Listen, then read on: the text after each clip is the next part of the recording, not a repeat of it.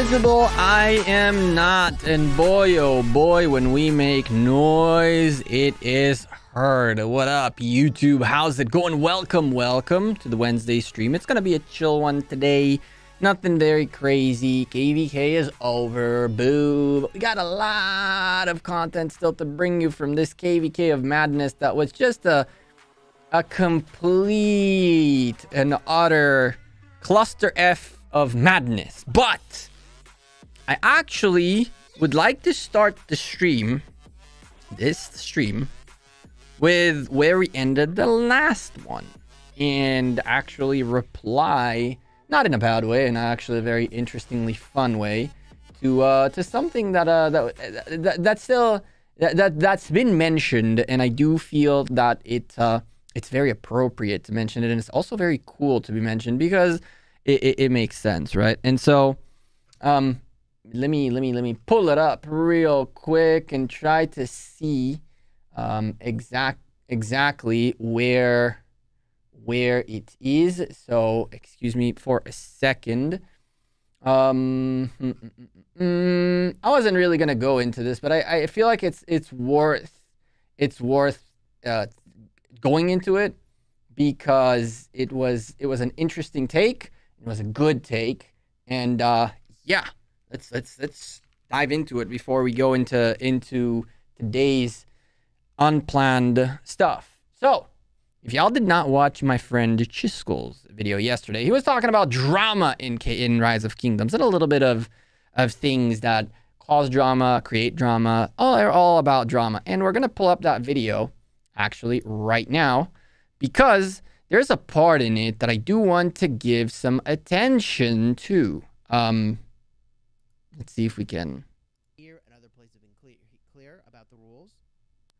How much drama evolves around that. And people are going to think this is about them. It's not. It's not. I pointed out earlier, I'll talk about live stream. Tell a little story about his Ark of Osiris drama. Here we go. The final piece of drama I'll talk about is Ark of Osiris drama. And I'll tell a little story here. I was watching Gekko's live stream. Okay, and let me ask you a question, chat, live stream, audience viewing this. If you are in KVK, should you play Ark of Osiris to get rewards? Yes or no? I had to. Should you? If you are in the middle of a KVK, should you play Ark of Osiris? And I bet you there will be nearly, I don't know what the split's going to be. Let's just call it 50-50. Half of the people say, yeah, you play your Ark because you need the rewards and you use them in KVK. The other half is going to say, absolutely not. You're supposed to be fighting in KVK.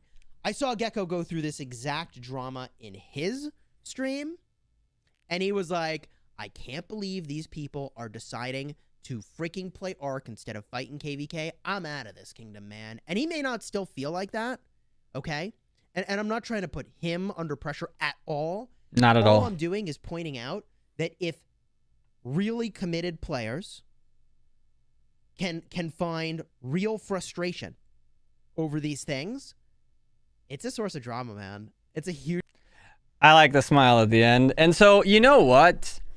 I think that I need to make this point a little bit better for you guys because it's worth going into. It's how we closed last stream, and man, I was pissed. The thing that most people don't, and even Chisgule for the record in this video, don't remember and don't recognize and don't mention, is the fact that Ark of Osiris as an event happens on Saturday, Sunday, correct? Registration, on the other hand, requires of you to be in the alliance that you will be playing in by Thursday night before server reset on Friday so that you can then be registered, and only then you can leave that alliance to then play Ark of Osiris on Saturday or Sunday. Okay? Now, if you say, as a kingdom, okay, we will be registering for Ark of Osiris, okay, mid-fight, I am very okay with it. I am extremely okay with it. If you tell me that as a kingdom, our decision is that Ark of Osiris is important and we will be playing it during KVK, you should not be judging those people negatively.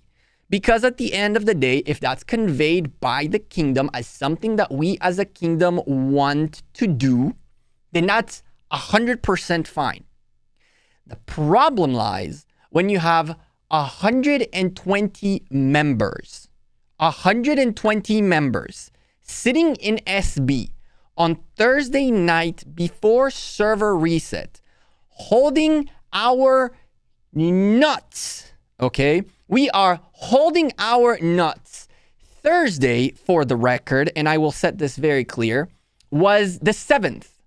If we go take a look here, you'll notice, guess what?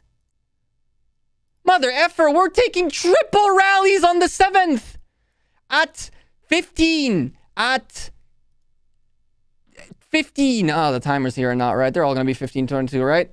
16. Look, we are taking triple rallies during the time we are supposedly going to go register. It is absolutely impossible for me and my 20 other teammates who play in Lord have mercy, out of nowhere Alliance, Farm Alliance, our Ark, to leave SB to go register for 5 minutes and then come back. If we do that, the pass falls. 30 members in SB who play Ark could stay in SB, register to Ark, and keep holding the pass. My problem was when 120 people made the decision that we are not going to go to another team to register because we have to hold these passes for the good of 2070. That's the problem. That's where the problem lies. And the fact that the leader, one particular leader, I'm not going to name names and I'm not going to point fingers, says, I do what's best for my team, and does not recognize the fact that there's 120 extra people who are doing what's best for the kingdom. That's where my problem was. If the kingdom says, let's play Ark, I'm all for it. Fantastic. Then we leave to register, then come back. If that was a possibility, 2070 would have taken it. CD did not register for Ark. A lot of other teams did not register for Ark. So that's why I was mad. And that's why I called them out. And that's why I had an issue. Okay? And I still feel that way. I think that the people that got registered, and by the way, for the record, some people got registered against their own will. And so, Ark is not important, KVK is priority. No. If the kingdom decides Ark is important, if the kingdom makes the decision that Ark is important, then it is more important than KVK. Period. If the kingdom decides it, 2 thumbs up, fantastic, let's do it, baby. But the problem is when a certain group of people make one decision and do not care about the rest. And that's where I had an issue. Now, you know what's crazy? Some leadership agree with me and some leadership disagree with me. But in a kingdom as massive as 2070, it's extremely tough to manage to set the same expectation. And this is exactly why this KVK came to life. We are going to talk more in depth about what happened in this KVK. We are going to talk about more in depth about what happened in this KVK. Fat Papa, the fact that you even say that, if I wanted to make 2070 look like shit, I would have not streamed anything. You know, I would have not streamed anything. I would have been silent. Nobody could watch the fights. Nobody could see what 2070 is about. Nobody could have seen anything or anyone.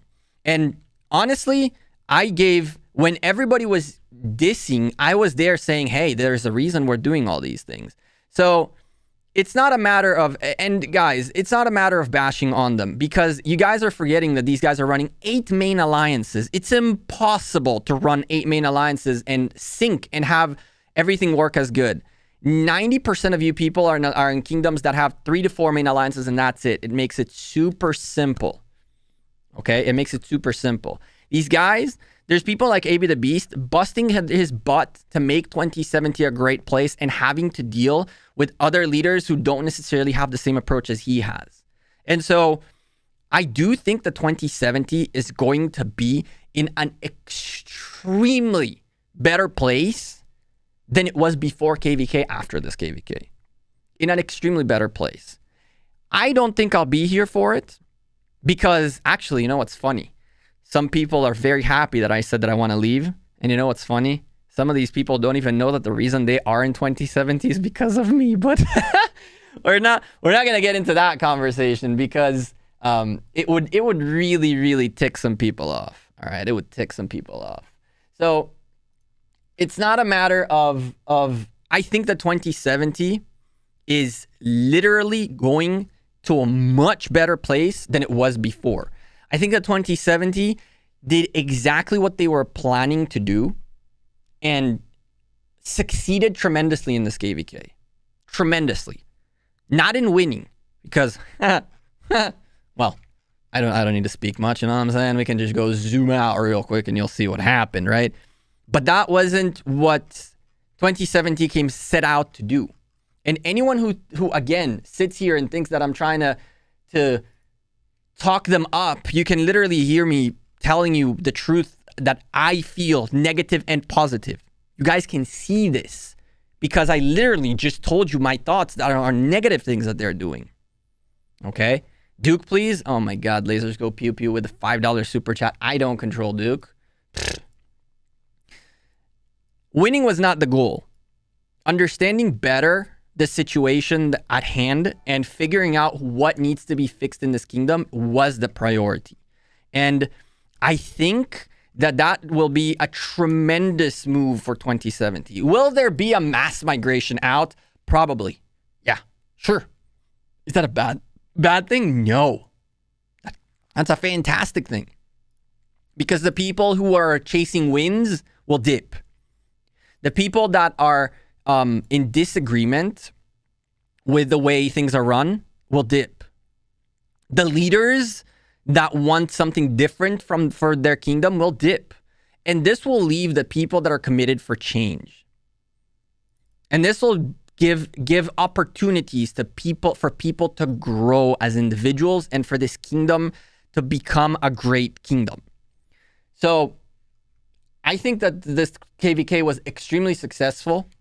I think that there is major kudos to be said to the 2070 leadership for taking extreme measures, and they did. Okay, they took extreme measures. You shouldn't have 8 main alliances. Not gonna lie. I mean, just extra work and leadership I agree, but you only find that out the hard way, and that's literally what 2070 leadership said. The kingdom leadership decided that they need to do something extreme, push to the limit, to reach a point where they can purify, clean, rebuild, and restructure 2070 in a correct manner. That was, before we walked into this KVK, that was literally the goal. And I've had conversations with multiple leaders from multiple alliances, both that migrated here, that have been here from the beginning, and all that stuff. 2070 is too arrogant. It is part of success, Fat Papa. It's part of success. It is part of success. When you're too successful, you end up losing a little bit your North Star type of thing. You end up going up in the air a little bit. It's the fault of too much success. When they wrecked through KVK 1, 2, and 3, it caused too much. It inflated the kingdom a little too much. And it also inflated the kingdom in the sense, not only in arrogance per se, but in less qualified, less quality people coming in here. You know what I mean? So you guys are going to accept players, after KVK? Khalid, I think so. You're going to have to ask AB the Beast this. I think that will more than likely drop off of Imperium due to migration. And I think that they will be bringing in new players. But this time, instead of bringing in anything that essentially wants to come in that seems strong, I think that they will focus a little bit more on the things that they're missing, on the qualities that they're missing, on maintaining certain culture, which previously I don't believe that they necessarily focused on. I think that like every other kingdom, 916, for example, had to go through that slap in the face. And for the record, Lang, I saw that you said, can I ask a question? But now you're just not going to get to ask your question for a little while.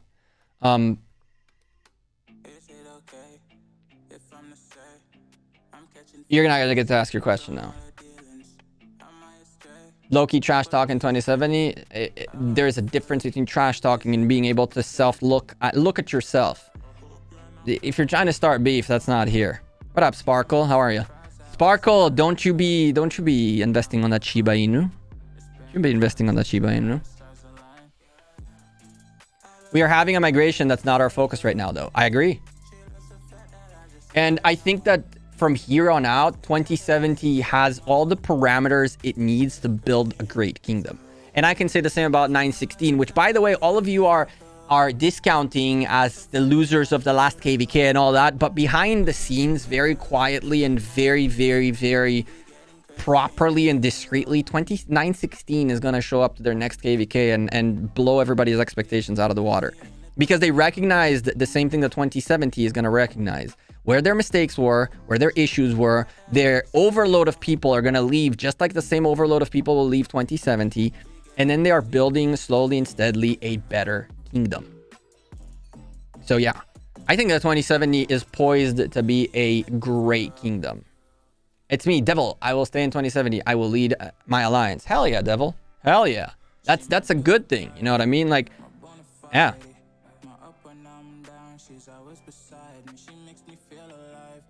KM, I can tell you that dropping out of Imperium due to migration is wishful thinking. Obviously, it is wishful thinking because you really don't know who will leave and who won't, and when they will leave. You can't know if they will leave ahead of KVK or a day before KVK. A mass migration will happen and you're screwed, obviously. But nobody's being wishful about it. Whenever it happens, and then focus on migration. But for now, being honest and facing real problems ain't trash talking. Ego, or people who call it trash talking are looking at it with ego and or have ulterior motives to cause issues. Like, the one leader... you guys want to hear the hilarious part? And I don't give a frick. I literally, after the stream was over, I was kicked out of SB for dragging their alliance and kingdom in the mud. That's what I was told. Now, quite frankly, that's ego talk. And I don't care because you can see I'm in CD. And I know that the leadership in CD know that I value them as much as they value me to a certain extent. There are people in our kingdom that did not participate nearly as much as I did into KVK. They weren't nearly as committed as I was. So, yeah. At the end of the day, the fact that some have the arrogance and like the lack thereof, it is hilarious. I dragged their alliance and kingdom through the mud, according to these leaders. And I don't care Call saying this. I don't give a frick. It's like, what you gonna do? You're gonna zero me? What you gonna do? You gonna zero me? Like, kick me and zero me? Like, go ahead, bro. Will that make your PP feel a little bit better? Go wild. Like, I don't mind it. But the reason that's done is ego, and it's not like being able to take the criticism, right? And if I were to trash talk 2070, I wouldn't be talking them up right now. You know what I'm saying? I wouldn't be talking them up right now. And I am talking them up because I do believe in the people that are leading this in this kingdom. I do believe that the people that are leading this kingdom want the best for this kingdom, have taken feedback very seriously, have taken notes of what's good and what's bad, and are going to make the changes necessary. And I do believe in them more than anything else. I honestly do. I know that AB the Beast is out there. I know that my man Executioner is out there. I know a bunch of others that are out there, and I'm only going to call these two guys because honestly, Executioner and I, from the time I came here on, who is one of the leaders in CD, have always communicated very well about both goods and bads. So I know what he is planning and I know what his ideas are, and I know what other leaders' ideas are, and I think that these guys are all in the right direction. And it's fantastic that they got this got slapped right now before it's too late to fix. Discord link is invalid. There is no way that's invalid. Yeah, you might want to click that again. I can get in there. So yeah. 2070 has dead as 401, something like that. Did 2070 win this KVK? No. It was a everybody versus one. Hilariously enough, one of the water camp kingdoms ended up turning on the other water camp kingdom, and it was actually kind of funny. Jokes, guys, jokes. God damn it, Felix. Discord link works. I'm sure it does. It's like, it's okay. Lord, just click it again. What up, Harold? Where am I going next? I have no idea.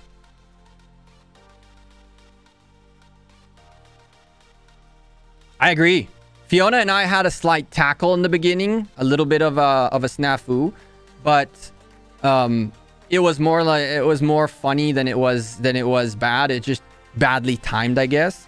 And I agree, Fiona's fantastic. This man's like is able to make hard decisions and take responsibility for making hard decisions, not just like taking the easiest choice out to be the most popular leader of them all. And I can say that about a bunch of leaders in here. Winning depends on your goals. Yes and no. Winning a KVK is essentially, it's defined in the rewards, right? It's defined in the rewards. The reward is sitting right there. Okay, so this is what constitutes a KVK victory. It's right there too. Okay, so by the game, this is winning KVK. Okay, and also there's a coin involved in here, and there's also another coin involved in here, which would require of you to have that one too. You know what I mean? So by definition, even the camps that are not going to end up with a ziggurat will technically not win this KVK. They will get most rewards, sure, but this will go to 1. I would say, though, Mr. Reaper, it's not winning depends on your goals, but rather your goals are what matters. And maybe winning is not necessarily one of your goals. Teddy, are you sending me to look at your city? Is that what you're doing? Are you sending me to go look at your city?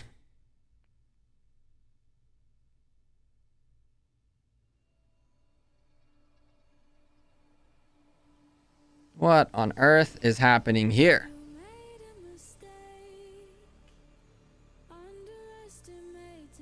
What happened to him? Or to him?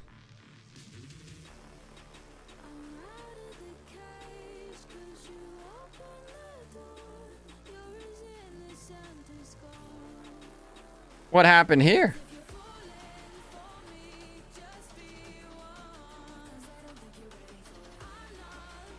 He passed away. Oh, that sucks.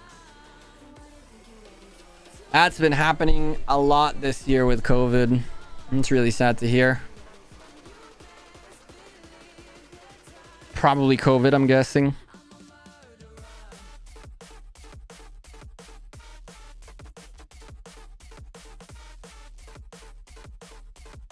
That blows.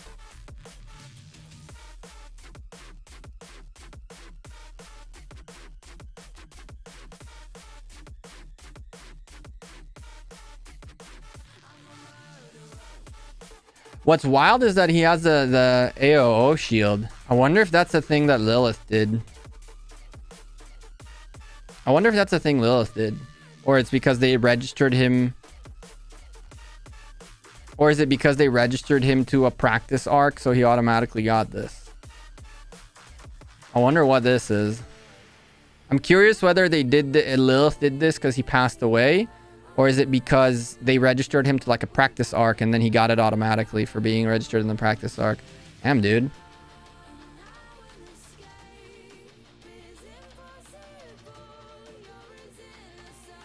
We will ignore the T1 kills, okay, chat? We will ignore them for the sake of the matter. My man's a warrior.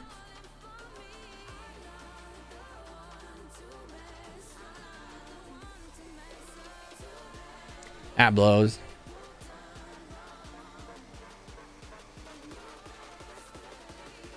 It's a perma shield. They give it away to people who passed away.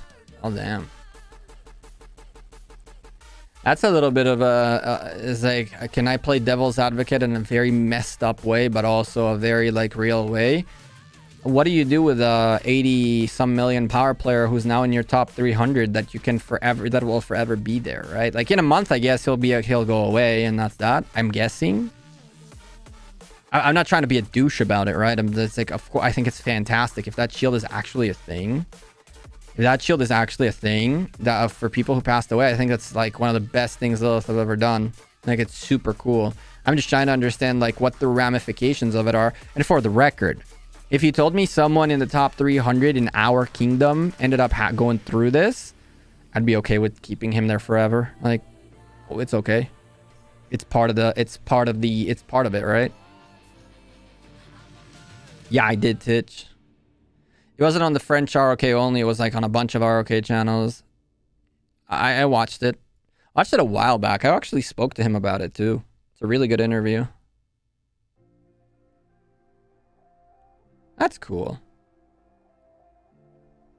It's not that old, Phantom. It's a few weeks old. It's just being released on different channels slowly and steadily. I think he doesn't count towards the 300. If that's the case, then Lilith really knocked it out of the park with that one. Even if he does, for the record, you ask me, no complaints out of me. No complaints out of me. That's completely fine. Rest in peace type of thing. You know, it's okay. It's okay to have one unfortunate top 300. That's not a big deal. No, the city disappears after a month not logging into it. So if that's the case too, then again, that's fine.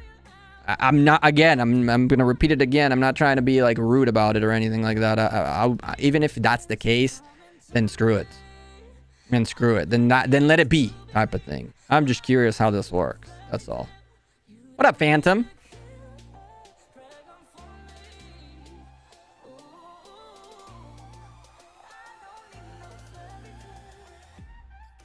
Oh, really? It was from before that? I saw it like a few weeks ago. Phantom. I didn't know it was that old.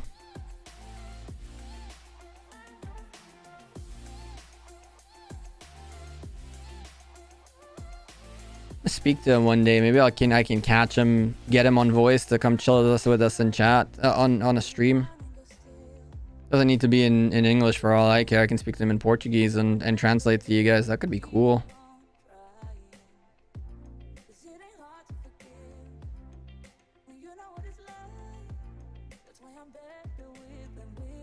Nah, you don't zero a guy that passed out away. You just don't do that. Period. His city goes away, I think, after a month of not logging in. So just wait the month and he doesn't count anymore.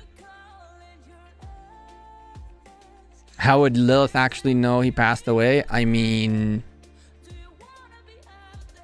they put the shield on him. If he logs in, they take the shield off. Like, if you log in, that little passed away bundle disappears off of you. I don't know.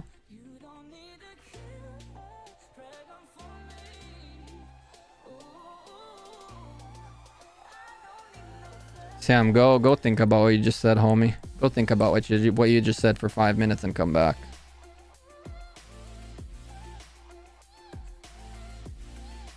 Go think about what you just said.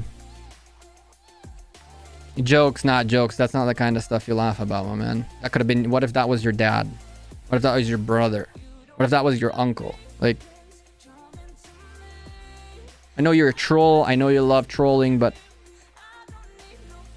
Little sensitivity. Nah, Ivy the Beast. No, don't need to hide him. Oh, now I need to go on hide him. Don't need to hide him. No need to hide him. He's a troll. You just got a little carried away. Why are you ignoring? I'm not ignoring.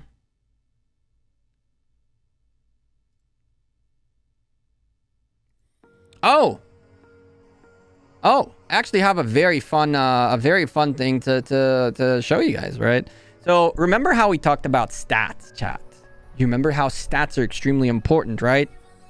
Well, obviously, your stats are not important whatsoever, right? But people literally messaging me and telling me how the reason they swarmed my flag in that Atel Takeda video I showed you guys, the reason they swarmed my flag, a couple of people are like, yeah, this is me. The reason I did it is I need to meet my dead count in my kingdom. I have a dead count obligation that I need to reach.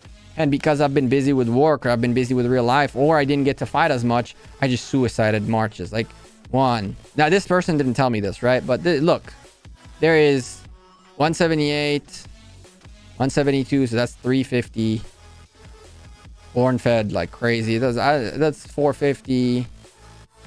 This man just upped his dead counts by 450. Now, just to give you an example, right? My kill count goal, okay, the amount of deads that I was supposed to reach in 2070 was 7.5 million power drop. 7.5 million power drop. That was the number that I was supposed to hit. I am fairly confident we got there and more, in case you can't do mathematics. Okay, 600k is 6 million power. 2.74 is 2.7 million power. This plus that is like 8.7, which is way above the number that we got to get anyway. Okay. Even before I did that, for the record, from here and here and here alone, you have 4 million power plus drop right there. So I was already past the 7 million that I was supposed to quote unquote get, right? Just from fighting regular fights. But it goes to show you, what up, Dirty Dan Gaming with $5 super chat. Shout out to 2070 and all kingdoms involved in this KVK besides 588. No love for betrayals. Oh no. Oh, that's a spicy topic to talk about, because Dan, I'm not so sure that 588 betrayed anything. I'm not so sure that 588 betrayed anything. I mean, the fact that they did not want to ally with you guys is a known thing from before you guys. From back when that agreement was in question, when you guys started fighting us in Zone 6. The fact that a ceasefire was reached and some sort of agreement was reached doesn't mean that 588 agreed with it, right? When there's two kingdoms in a camp and one wants to and the other one doesn't want to, you have a problem, right? So I wouldn't call them a betrayal per se. I would definitely say that there was a little bit of disagreement between 588 and 524, I think it is, or whatever is the other kingdom. And yeah, like, what can you do, right? You can't force them to get into a pact that they don't want to get to. And when one side of two sides wants to and the other one doesn't, that's a problem. It's a problem. That's what I know, at least. That's what I know. I don't get into the diplomatic BS that happens behind the scenes with people. Thank you for the $5 super chat, though. How are you, Dan? I would say I would come fight you, but right now, I'd get a little bit of 1v1 with you somewhere. But right now, we are on the struggle bus to heal. We're on the struggle bus to heal. What up, Frodo? How are you? 23, 29 are very strong. Have you looked them? Maybe migrate. I don't want to go to a non-Season of Conquest kingdom because my account is straight up not made for that. We do not have like the required needs to do a non... Although, technically speaking, we have these four. We have him. We have him. We have this. But what we don't have is this, which is really strong firepower in Season 1 and 2. This, which is extremely strong firepower. Very strong firepower. Oh, not that. That's not available. Sorry. This. Tamaris. No. Oh, no. Unfortunately. And so, like, some of the stronger commanders that I would need to be competitive in Season 2 are not something that I'm able to do.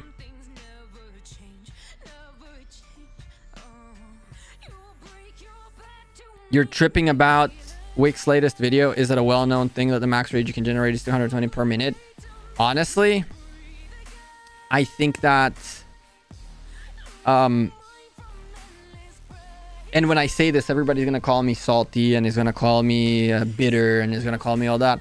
I think that nobody cared for that mathematics to an extent. I feel like if you go take a look at the past, at the builds that all of us run from ever and ever and ever and ever, like from ever and ever and ever and ever, it is extremely rare for you to go here as is, because it's just a complete waste of time. And now there's like mathematics proving behind it, which is kind of cool, but it wasn't a known thing. I truly don't think most people have a clue how much rage they're generating every round.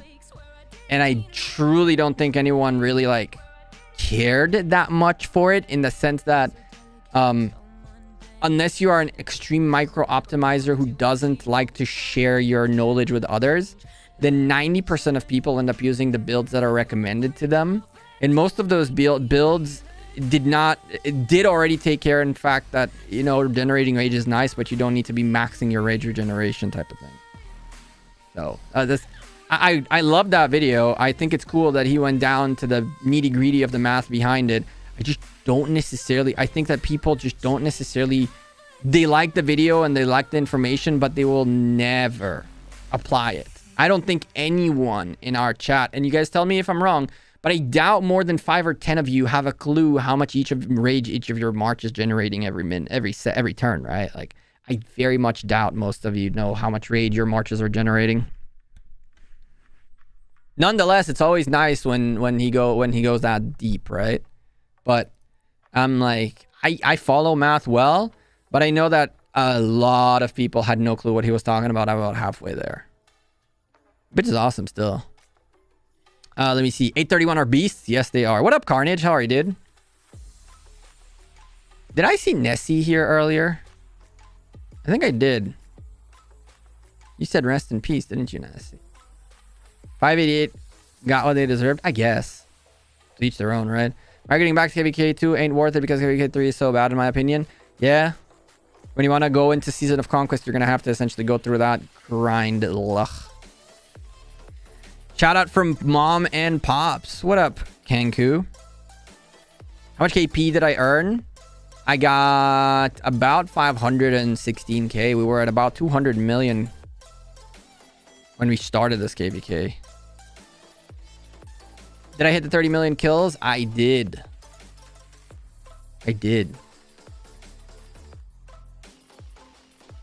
Which personally I think it's a great achievement, both for me and for what I guess I did for the kingdom. Even though I will say that the last 4 million came from kill hunting like a little pain in the butt, and 2.5 million of that came from people swarming my flags.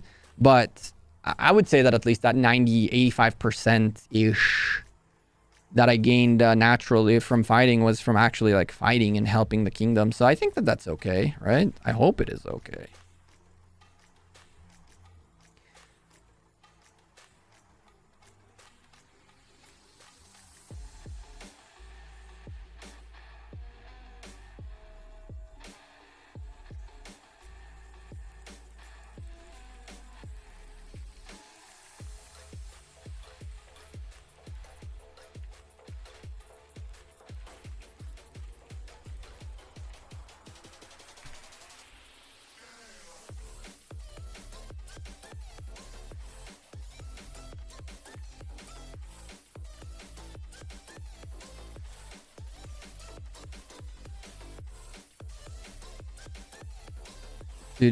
Do.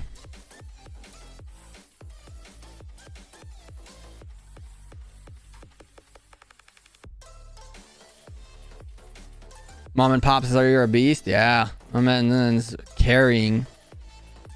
Yeah, man. It was a lot of fun with the beast. I really did enjoy this KVK, regardless of ins and outs, right? Like, my curse as a person is that I tend to focus on what we can improve over on what's good. And sometimes the fact that I don't censor myself and I speak my mind causes me issues like in real life as well. And you know, it's a burden that I need to carry with me. But I do think that that overall this KVK was extremely fun, and I do wish that things wouldn't have ended out necessarily the way they were. I definitely wasn't in the right raging on stream and calling out my man Custom, who was a really good friend, and I just put him on blast for no real reason. And you know, essentially, I think I don't regret what I did. I do wish that I would have done it a little differently. But at the time, at the heat of the moment, it got a little crazy. I was pissed. I was furious. Like, I was pissed.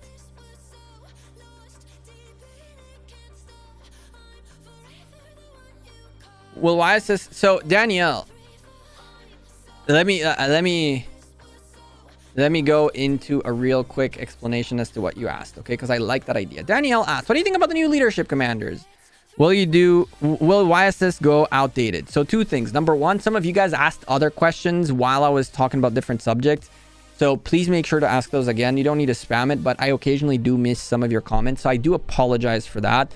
It's hard to keep up with chat sometimes. So if I did not answer any of something that you asked or something like that, feel free to ask it again. I'm not ignoring you on purpose or intentionally or whatever the heck it is. Also, if you're enjoying the stream, don't forget to drop a like on it and hit that subscribe down below, because we have another KVK coming out soon. 401 is about to go into the madness of KVK. So I believe we are registering. I mean, I believe we don't have a choice but to register this round. So very quickly, the big account is going into action. It's going to be interesting. It's going to be an interesting one nonetheless. Yeah. But anyway, regarding the new leadership commanders, YSS will never go old. YSS will never go old, just so you know. And neither will Zenobia. YSS will never go old. Never. Okay? So if you're looking at investing into YSS, great idea. When Amanitore came out, everybody and their grandma said Zenobia is dead. Everybody and their grandma clickbaited and yelled at new meta. Okay? And I feel like I was literally the only person on earth who has told you that Zenobia is not dead. Zenobia will remain meta. That these commanders will become support. And if you look, go back through my videos, go back through what I was saying, go back through the people telling me that I'm stupid because I'm trying to hype my own Zenobia because I'm useless without her.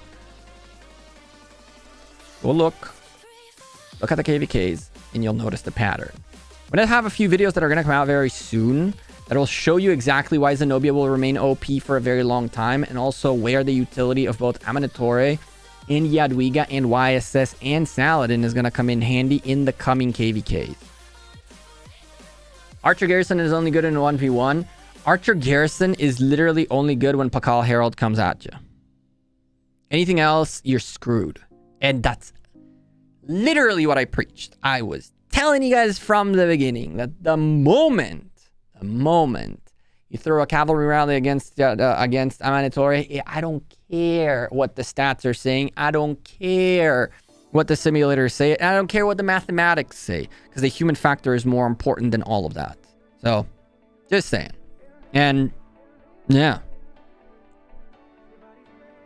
You can 3v1, for the record, you can 3v1 Pakal Herald Amanitore, and Amanitore will hold like a beast against all 3 and shit on all 3 of them. I'm telling you this right now.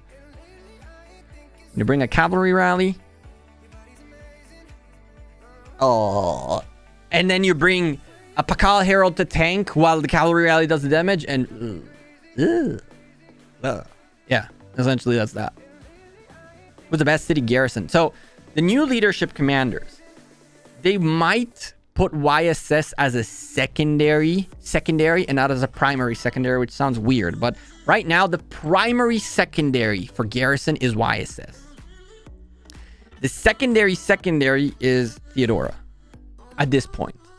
And once the new leadership come out, if the garrisons are as good as we saw in leaks, which I highly doubt they will be, but if that's the case, then YSS will more than likely end up becoming a second secondary and extremely strong for other combinations of garrisons. If you're looking to invest into YSS, I would hold a little bit to see the new garrisons coming out, the new leaderships. And only then, when you're done with all that, you can then decide, essentially.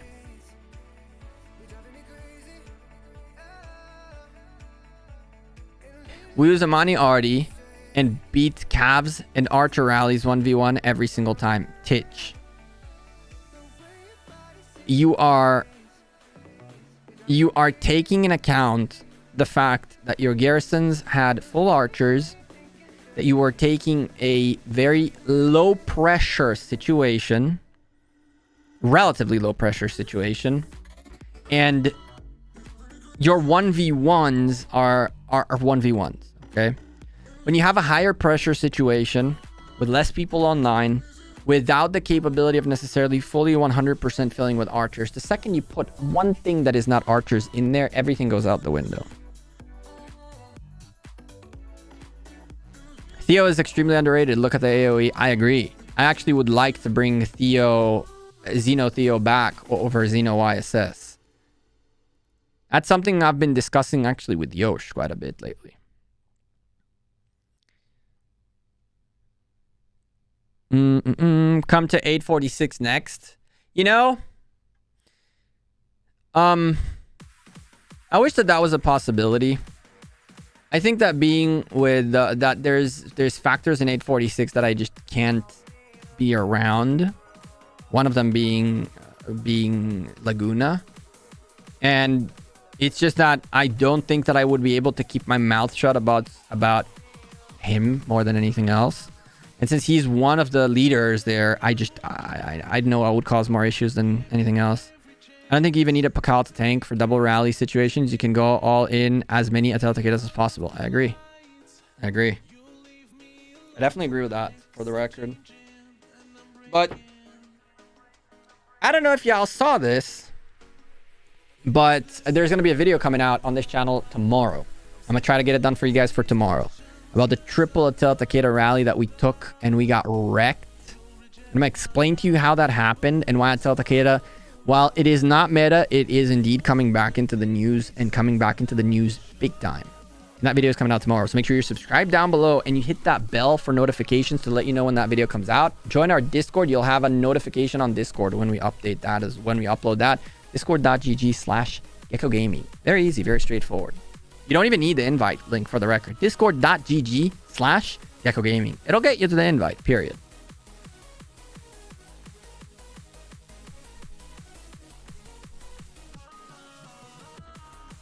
That report was juicy. That report was insane. But it was our fault more than it was the Atel Takeda's. We got slapped. Oh, we did. But we got slapped not because of anything but the number one mistake people make in rallying and garrisoning. And I'm not going to go into it any further. You guys are going to have to wait for the video where I explain to you exactly how you avoid it, what the issue is, what the results were, and also why Atel Takeda are making a comeback, baby. And while everybody and their grandma was telling me, Gekko, you should not be telling free-to-play players to get Atel Takeda. This is not murder ball behavior. We need AoE. We need you to contribute to your kingdom over get kills, Gekko. Your Atel Takeda is useless in our swarm of doom, in our ball of doom of our kingdom. Well, guess what, motherfricker? Atel Takeda will never go away.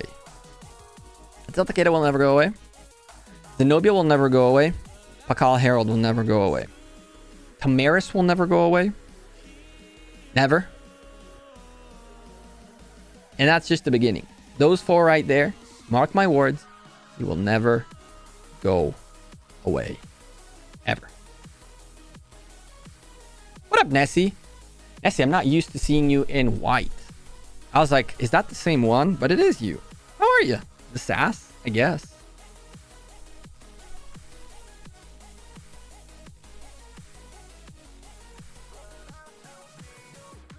You prefer Boudica? She's thick? True. I would prefer Boudica. If that was the parameter, I would have preferred Boudica or Constance. I don't remember who the homie was here the other day that was like, anyone who has a Atel Takeda does not come to our kingdom. We need to have people that are going to be in the murder ball. Whee!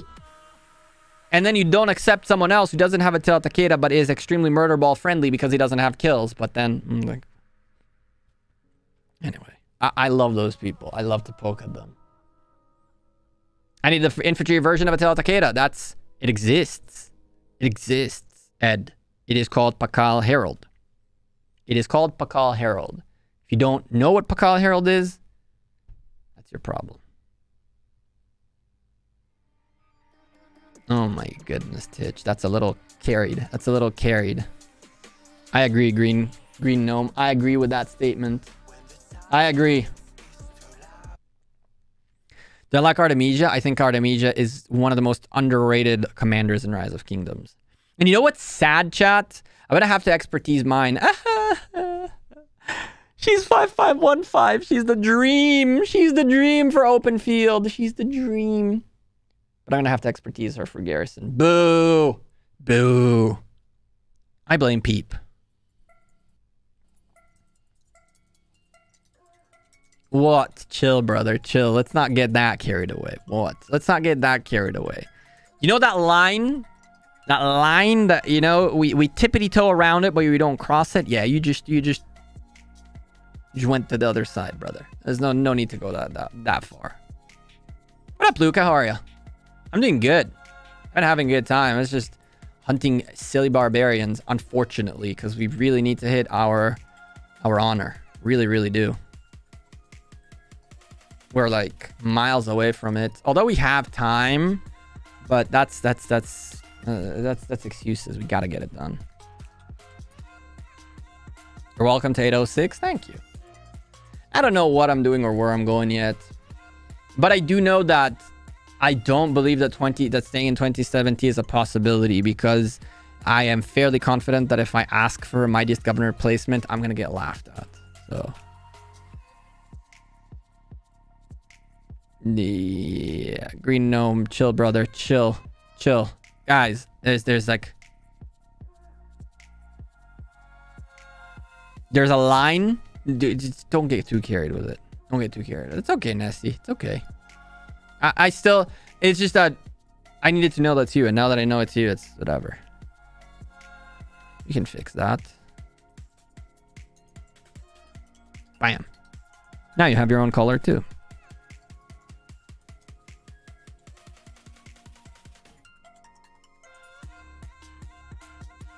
That ain't true. I don't know about all that, AB Luis. I know who would talk for me, but also I don't know. I have a bad feeling.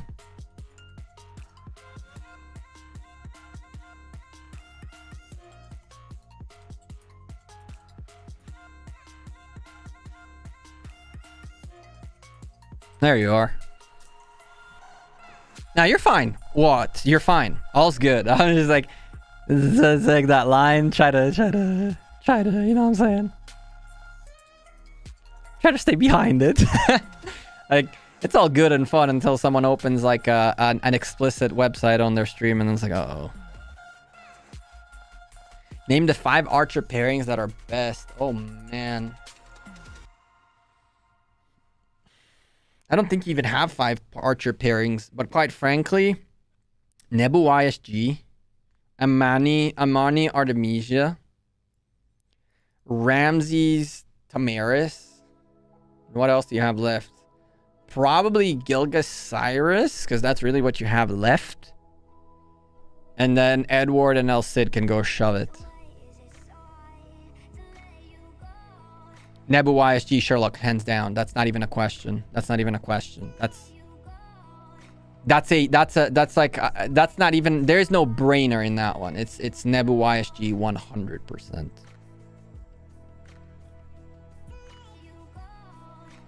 You should see the amounts of damage, the amounts of stupid amounts of kills you're gonna get with Nebu ISG on the field is just dumb. I'm gonna rock it this coming KVK, I'm telling you that. You know if Ronnie sold his main account? I think he did. I have no idea. I don't speak. I've never really actually had a conversation with Ronnie. I'm not going to lie to you. I've had interactions with him here and there, but never a conversation with him.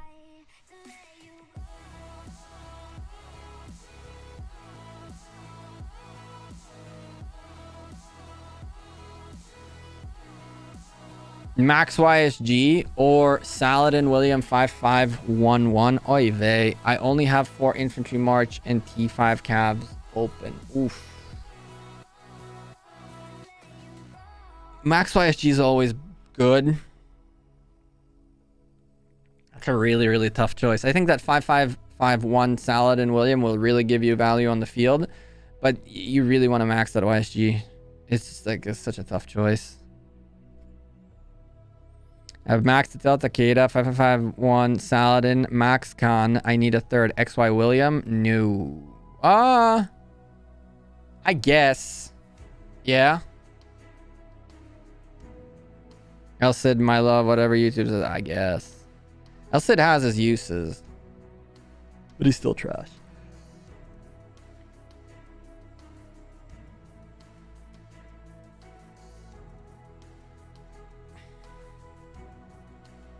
Yeah, you can make Nessie work now.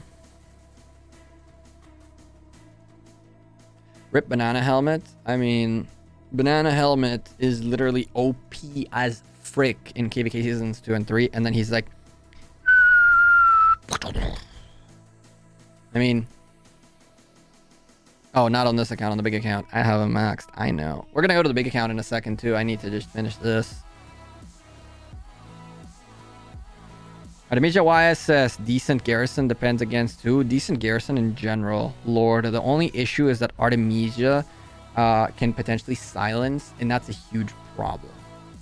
That's a huge problem. Artemisia can potentially silence, and that's gonna kill you.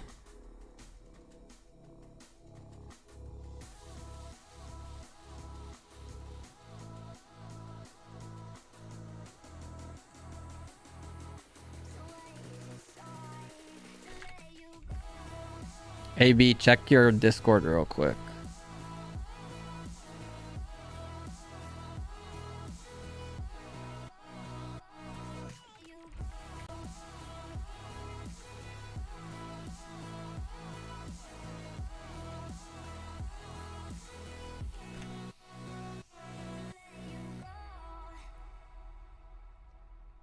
But 5511 Constantine is great. I actually just got my Constantine to 5511. I can do Canyon with him on the big account. Chat, I'm gonna need some major help from you guys. Once KVK rolls, we're gonna have to build a nice little Canyon system, a nice little Canyon lineup for my big account, because we're gonna need to get those blueprints, you know what I'm saying? For the record, we gotta open Alliance gifts too. On this account, we're actually doing much, much better. I mean, we're mid-tier B. We end up occasionally popping up to A. I haven't done these today. And we did already get the 2 main blueprints that I wanted.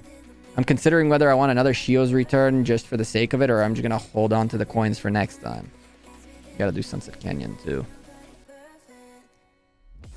Ooh, purple chest. Do we have 3 dots in purchases? We do. Nice.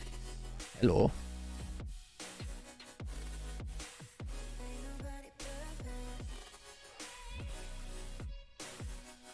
Well, that's definitely not, that's not the right idea at all out of that video, but that's okay.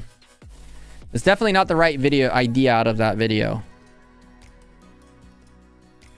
Those rage regen items are very, very, very good. I play SOC soon, 380 sculptures. Should I invest in Takeda 5551 or William 5551? William. Absolutely William, Anus. Absolutely William. Any rumor of the new commanders in the Legendary Tavern? Not that I know of, Misty. You're dropping a bomb on us. I wish it was. I literally wish there were the new commanders in the tavern for a change. I would really like to get some of them. Hi from 1253, bro? Question mark. How are you, bro? Hi from, so is the hi from 1253, bro, question mark like a question? I'm good, black and white. How are you? I'm just yanking your chain. Yo, what up, loco? Chat, how's everything going with you guys? How's your week been going? It's hump day. From here on out, it's party time, baby. Yeah, what up, Cena? Always get the blueprints from shop. If you never need them, we're fine. I agree, Omeg. I spent a few KVKs not doing that, and that's a big mistake.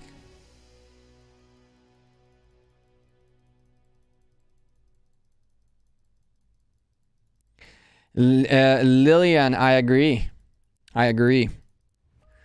The The cool thing that Wick does very well is he gives you the dry math to give you a better understanding of the dry math.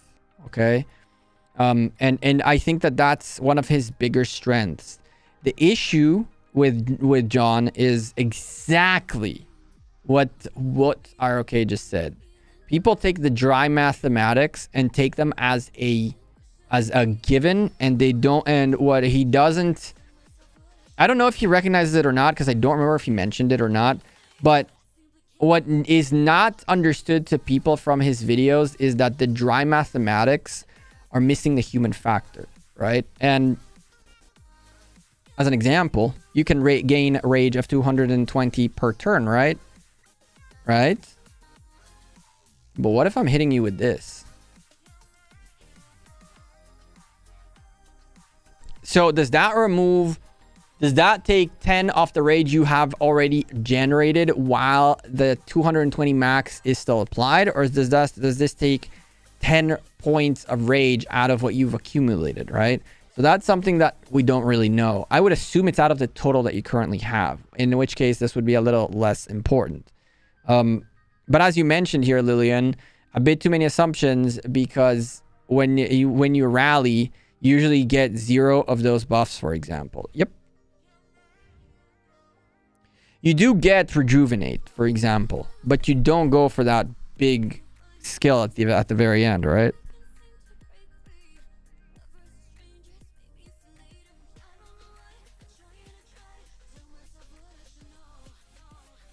Seven foot, you won't go wrong with a Saladin. He will live forever. Saladin will live forever. It's Papadoc XC from 1253. Still working on Zenobi, bro. I'll get there eventually. Hell yeah. That's the spirit.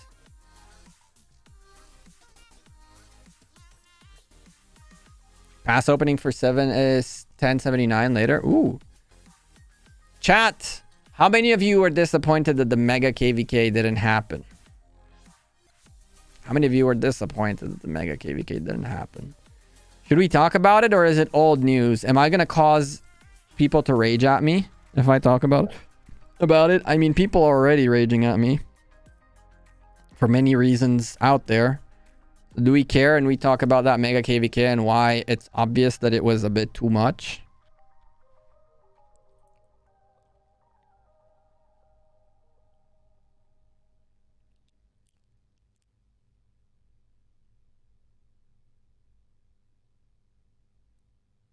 Should I spill the beans?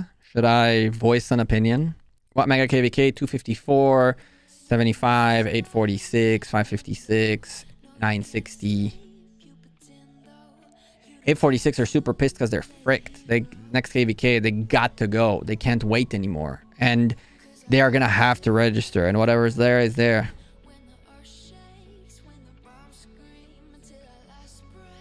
Spill the tea. I mean, it's not like I have any information. It's just...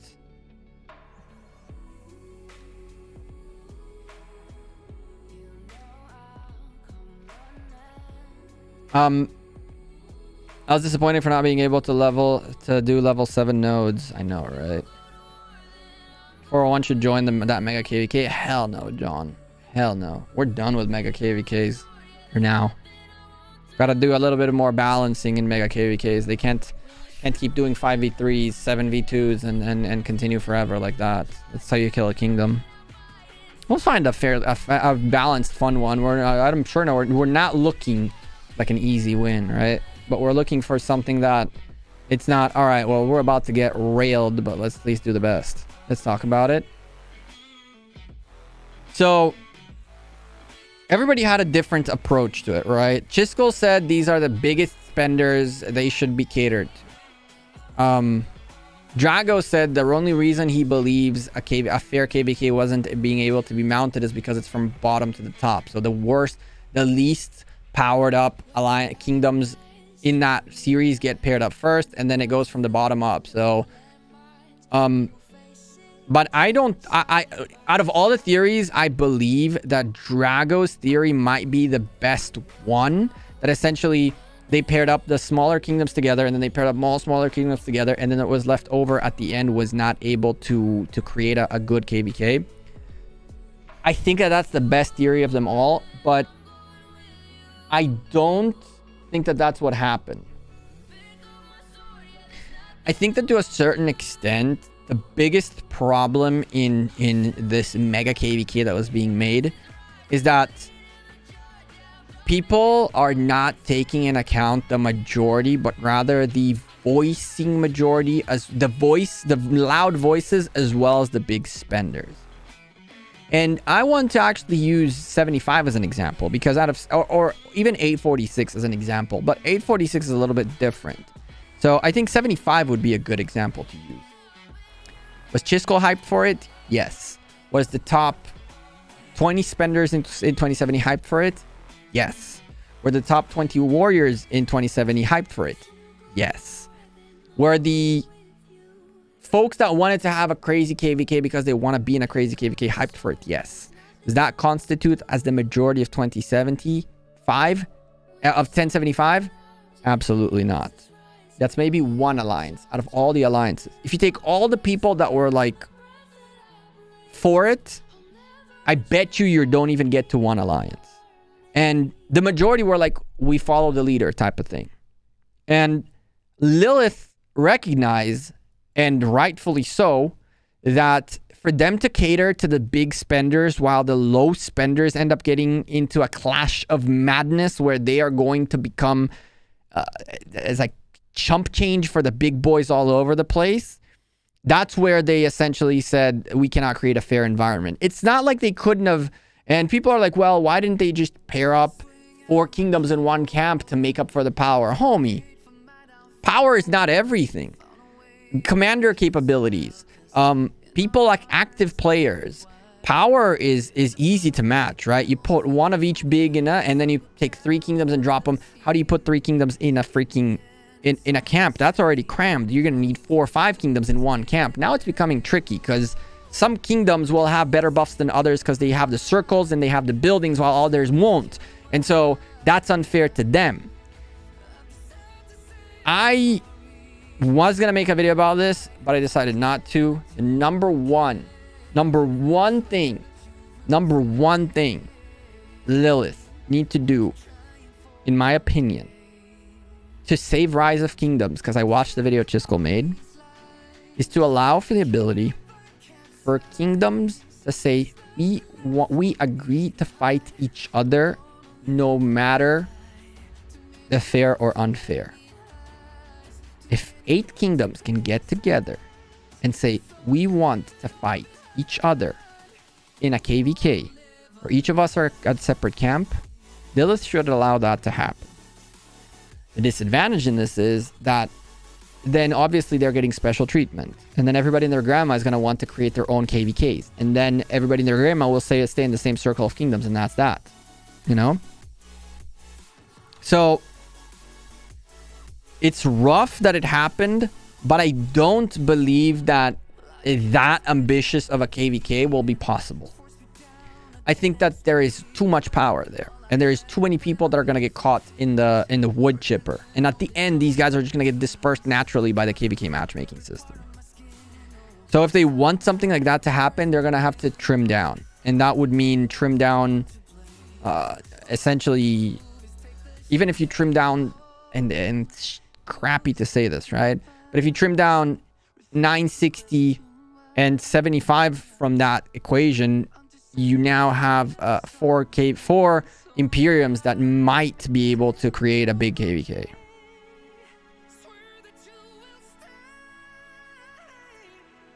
That's the problem, right? It's that it opens.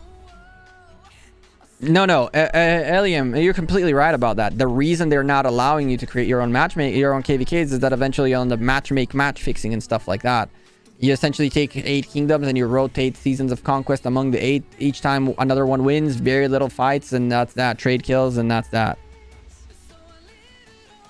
100%.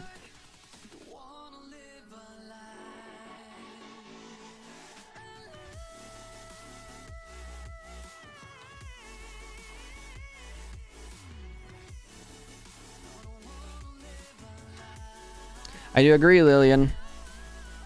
There needs to be a little bit of a slowdown on the cost of these KVKs, and that is primarily a decrease in the cost of crystal tech. But the problem is people are buying, so.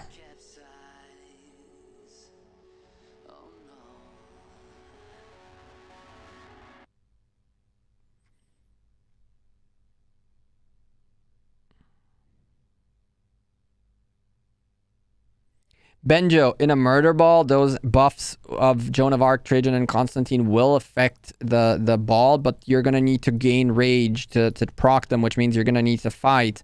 And in a murder ball, you don't necessarily... It depends. If the ball is stationary, then you're screwed. If it's a murder ball that's running around, yeah, absolutely. There's people who do that all the time. You forgot also Mulan, by the way.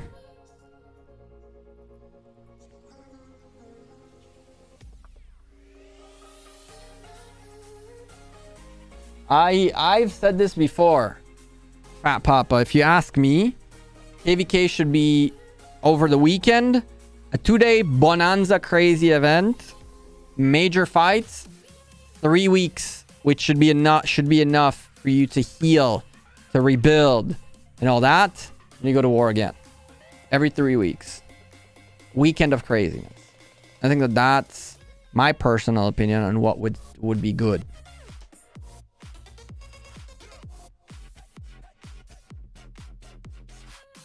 People are leaving because people keep banning their album pictures. Maybe you don't put explicit pictures or troll pictures or cursing pictures, and then life becomes easier, right?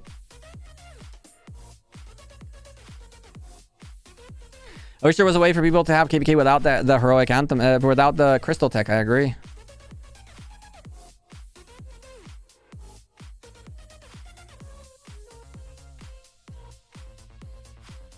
Nobody's mentioned the strain on the servers. I mean, that is also a good point. The strain on the servers and what happens when you bring so many mega kingdoms into KVK. That's a good point too. Omeg, you're one of the few people that doesn't have a weekend. That's the whole point of a weekend.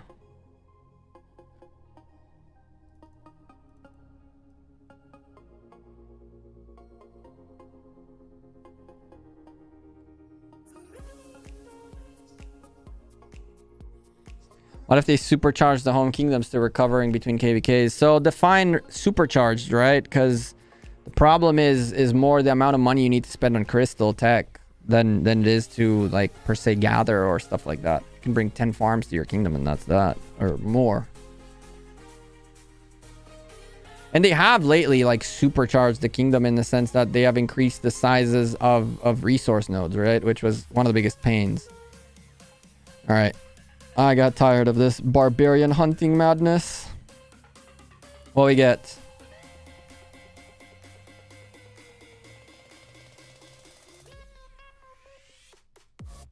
This is a real big pain in the butt. It'll only get fixed by spending, right? That really sucks. One of these days, I'll tilt the frick off and just get a bunch of gems and just gem up this VIP, but that would be, like, extremely expensive. We need VIP 17 so badly. So badly.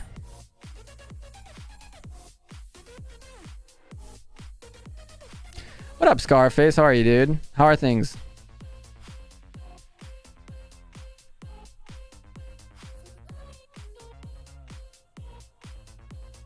Give back 75. Uh-oh. We gotta go buy that. Gotta go buy that. We switched to the big account. I'll send some gatherers. We'll switch to the big account for a little bit. And I'll buy that in the meantime.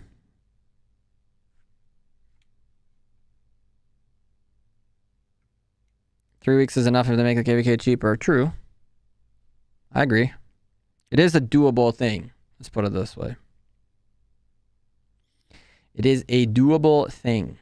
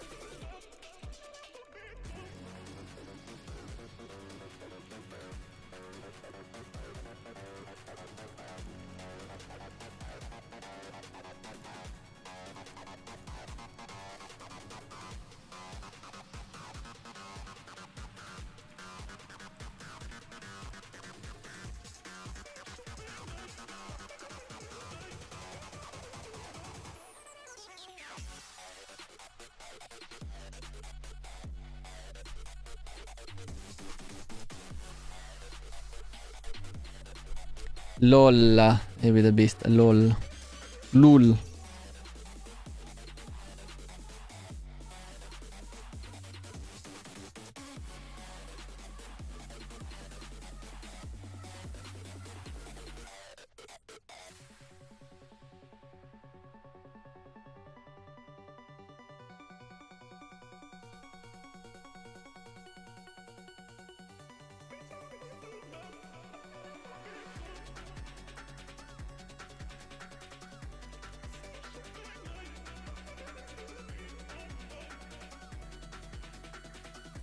That's hilarious. This is some dumb shit. That's some dumb shit right there. I swear to God. I need food to heal. Oh my goodness gracious. No food for me. Okay, okay. No soup for you. No soup for you, Gekko. Okay. No get mad. No get vexed at me. Please, no get... Oh my goodness. Ugh. Please no get vexed at me. I surrender. I surrender. I surrender. I take level 5 nodes like poo-poo. What's a favorite quest slash event?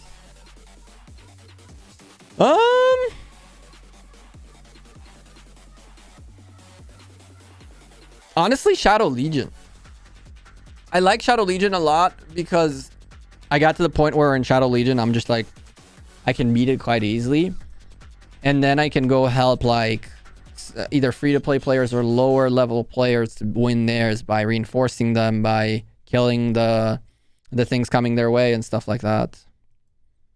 So I find it fun. Like, it's an event where you can, if you are proactive during that event and you can actually help your alliance mates, your weaker alliance mates, quote unquote, get some really good rewards, and you're pretty much guaranteed success. Like our last Shadow Legion, I was helping Skax out, and I would say that me and one more are the main reason why she got through all 25 levels. Not because she's a bad player or she's anything like that. She was just a little weaker at the time. Okay, it was right after KVK and stuff like that. I like Lohar's arms training.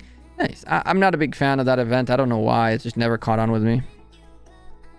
But yeah, like, I was there with her, trying my best to help her out. We got through all 25 levels. I even learned that I made a big mistake. One of my marchers died hitting one of her opponents, and when that happens, that thing heals all the way.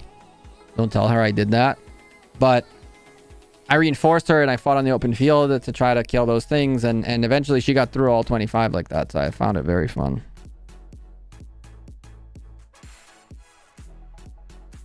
Save AP in home kingdoms for forts. Fort drop AP potions to carry through the next KVK. What? Oh. You think it's worth spending AP in home kingdom barbs? No. Unless you're in a kingdom where fighting for home kingdom barbs is okay in Mightiest Governor. I can tell you that there's people in 401 who grinded the crap out of barbarians in home kingdoms to end up in some of the placements that are not, because as I mentioned, in 401, I believe we only reserve the top 6. So 7 through 15 are up for grabs. You can't overtrain, but you can definitely overgather and or overbarb. So there are people that, in order to end up top 15 and unlock a commander, grind home kingdom barbarians to do so. So I think that in those scenarios, that's okay. But other than that, no, it's not worth it purposelessly. I heard that you are a multilingual speaker. Is it right, or partially right, or totally wrong? I speak 4 languages. I speak Hebrew, I speak Portuguese, I speak Spanish, and I speak English. English is my 4th language. Karak is my favorite event for the free universals. True. True. Karak is actually kind of fun too.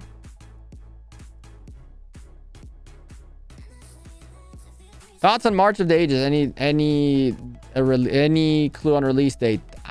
I don't think that'll ever get released again. I think that Lilith, who instead of listening to what I'm telling them, punished me and took my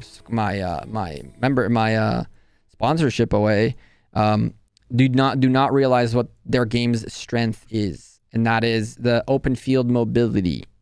I mentioned it in the beginning when they first came out with that, right? Like, that's literally what I was saying. These guys are trying to be something they are not. They're trying to create an event that is like Lords Mobile type of game. Not very good. Did I do Golden Kingdom? I did. I got to level 16 and I got bored out of my... And I got wrecked and bored out of my mind. So I was like, yeah, I'm good on that one. Let me swap. Oh. That picture is a little awkward, but it can stay there. Swap to the big account real quick. We got some stuff to talk about there. Because KVK is coming, boys and girls. And we got some excitement on there. Because it's a lot coming up on that account. Do I expertise Trajan? Do I not?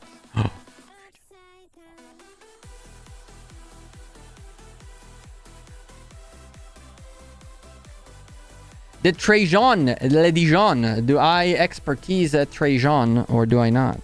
We'll find out. How old am I? 30. Turned 31 in March. You want KVK? Hell no. What up, Eli? How are you? You're also someone I'm not used to seeing in white.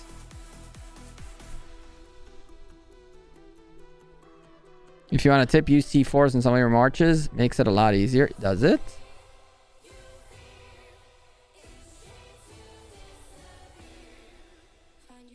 How a free-to-play player can help in KVK? If you have enough resources, you can do whatever you want. You can join rallies, you can fill rallies, you can fill garrisons, but you can fight on the open field. Bro, ask DJ Sim. DJ Sim in here.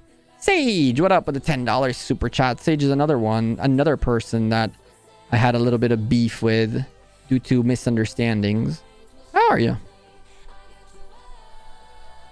Due to misunderstandings. Thank you for the $10 super chat and super sticker. That's really nice of you. How has been your KVK? I heard that you're killing troops right now.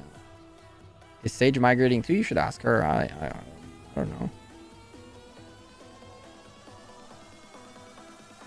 But my understanding is that Sage has to go suicide troops. At least that's what I see, right? You're way below what you're supposed to get deads-wise, aren't you?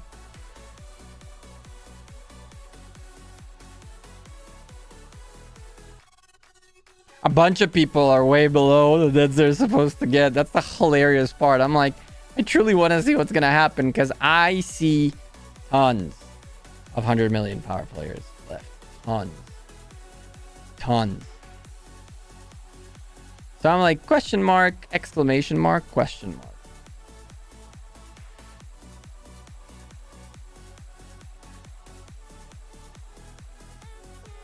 Oh, you left already? No. No way. Did you really? Louie. There we go. Put Sage on blast, but not in a bad way. How funny. Sage. The 2070 family chat. The mini picture on the side is literally bugged out and it's only your picture, which is hilarious. Oh.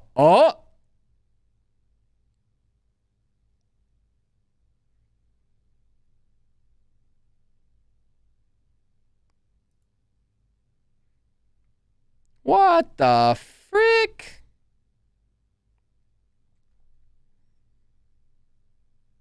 What the frick? 702. Congrats, Sage. I'm happy for you. I'm happy for you. Oh my, laggy Batman, for crying out loud. I feel like this skin is like mega lagging this way. I don't know what is causing this mega uber lag right now, but I think I need to close some stuff. Oh, well, you probably want to close Premiere Pro. You may want to close Premiere Pro, Gekko. Maybe, just maybe. This editing software that auto saves and is taking a boatload of your. Okay, well that answers that. Sorry, chat. 1 second. Premiere Pro gone.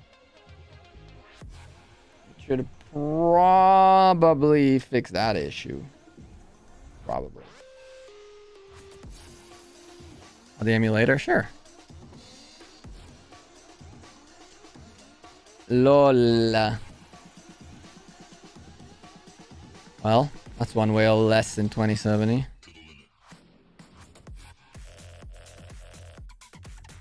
With Hall of Heroes being 50% troops back, Lilith killed the importance of deads because you can use farm accounts for your kingdom and made KP more important. What's your opinion about it? I mean, I don't think deads had any... deads have anything to do with it. Like, people are still afraid to take deads. The fact that you get 50% back is nice, but people are still afraid to take deads. Am I migrating the jumper? If so, where? Stormy King Bob, I don't know yet what's the future of this jumper account. I am like on the fence on things about 2070.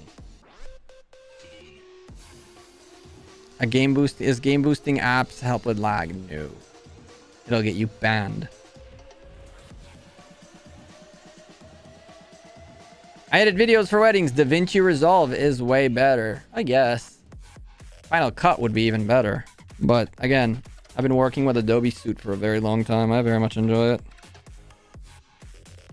Will you switch to PC version when this comes out? It depends. If I can only do PC or mobile, then no. If it's cross-platform, then maybe. We'll have to see how it does. I believe that in the beginning of next year, I'm just going to upgrade. Or maybe like sooner than that. I might upgrade my PC altogether, get a fully new computer, and in the process take this computer and turn it into a streaming system so that when I stream, I don't use my CPU for stream software. I use it all on the game, while the computer that streams two stream setup is two computers setup essentially for streaming.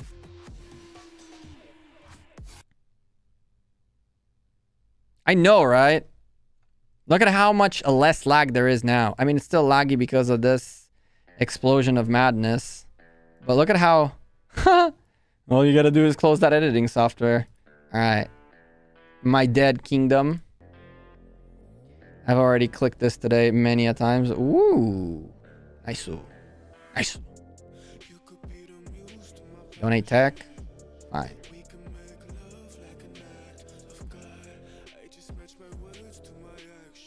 I know people that train troops to collect, Frodo. I know people who only use T4s for fights because T5s are for Ark of Osiris. And I know people who don't kill troops. I can show you a 100 million power player that's had the same exact amount of deads for 3 KVKs now. 3. Sage. Problematic she was. You know, there is a...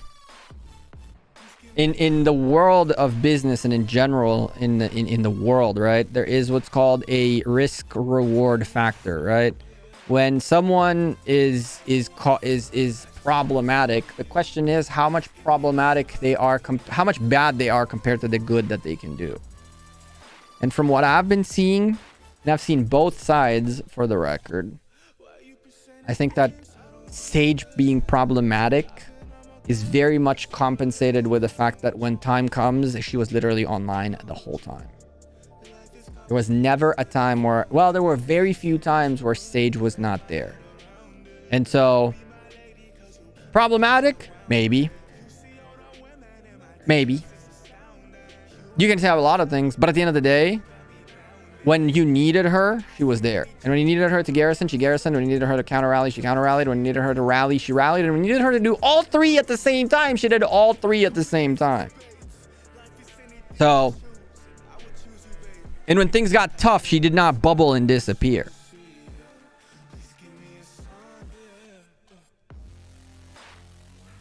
Dead Kingdom LIG, no gold chests. True.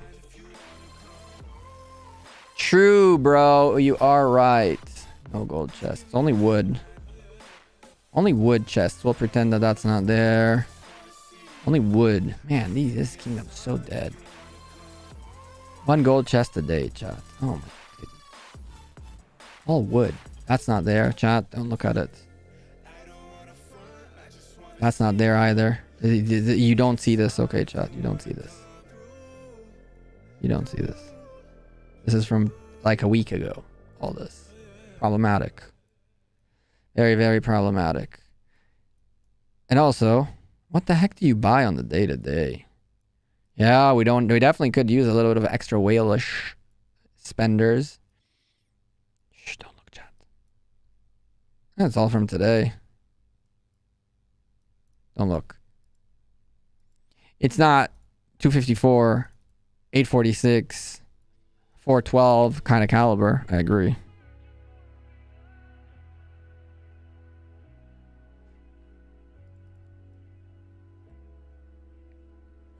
MFO, you know her? Or are you just listening to you hearing rumors and that's that? Because that's not the person that I saw. Oh no, Misty, 103 million power player with 44k deads is a real thing. Yo, what up, Tiny Rick? How are you, dude?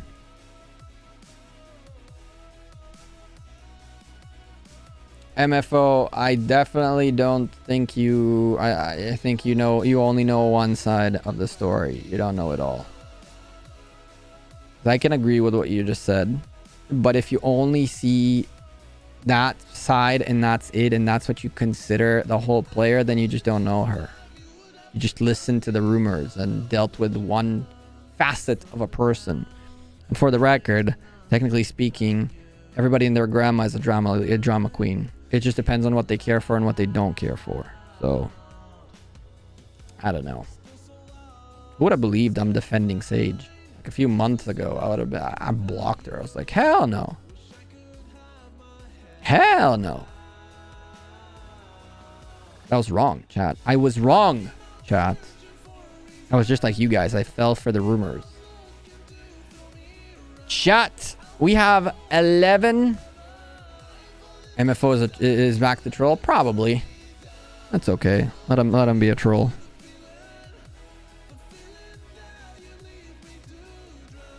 I'm from 1054. What up?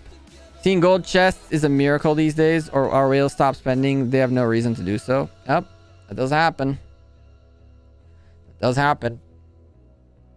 Morning Star Gaming. Welcome to the Baby Gekko squad. Your first membership, and you're Lucifer kind of guy, which I like you because I honestly really loved how Lucifer ended. So can we get some hearts up in the air for my man Morningstar Gaming with a Lucifer reference? For the record, chat, Lucifer's ending was fantastic. It's one of those shows where you're like, oh no, they made another season. Why couldn't they close it the right way? And then they made a 10 episode season to close out the show. And I thought it would be horrendously bad, and it ended up actually being a very good way to close the show. Like, they knocked it out of the park with that ending. I'm just saying. What up, EQ?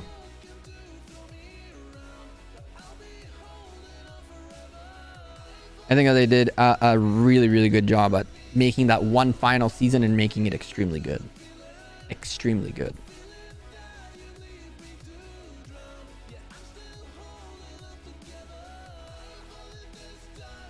Next KVK for 401. Yeah, I believe we're registering. Did we register already? I don't think we did yet, but I believe we are. Maybe.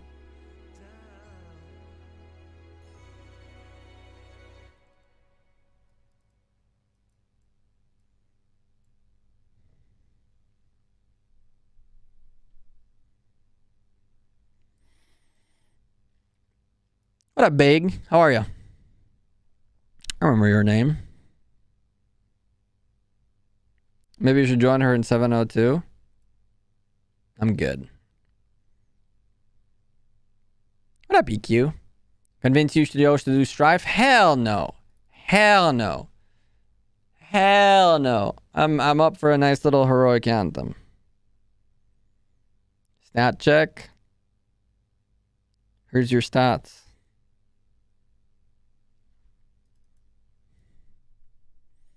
There's your stats right there. Come to 1079. Can you answer me, Abdul? What did you ask?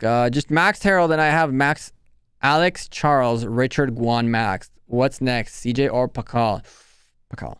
Hands down, Abdul. Pakal. That's not even a question. Pay call. Show your stats. Michael, here you go.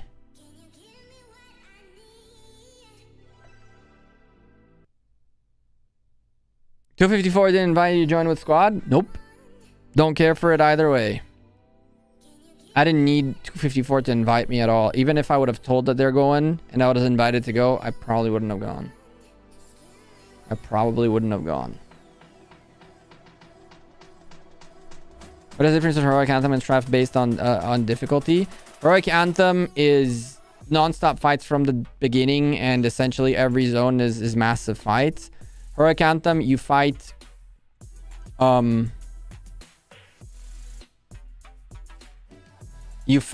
in I'm not mad. I just don't want to show you my stats. Heroic Anthem, you fight in zone 5, but you don't have to fight. Then you get a zone 6 chill break, and then you fight for the zones again. So it's a little bit less stressful in terms of constant war. It's better for as a recovery KVK. I just find it extremely funny that you guys want to see stats, and I don't feel like showing it, honestly. You'll eventually complete Lord of the Rings with us, or hell no. Hell no. I'm too busy as is. DQ. I ain't no full-time content creator to be able to go play games all the time. I have 8 hours a day worth of a job that I gotta go to, which is such a pain. Do I prefer Heroic Anthem or Strife of the 8? I prefer Strife of the 8 when I have resources, troops, and a kingdom that is prepared for it. And I prefer Heroic Anthem when I'm looking for a chiller KVK where I can grow a little bit more, where I can have good fights, but also not like be too stressed out about it. See ya, big. Have a good one. Thanks for chilling with us today. You're still at work, but good. Nice, Tiny Rick. Hope your day at work has been fun, or at least not terrible.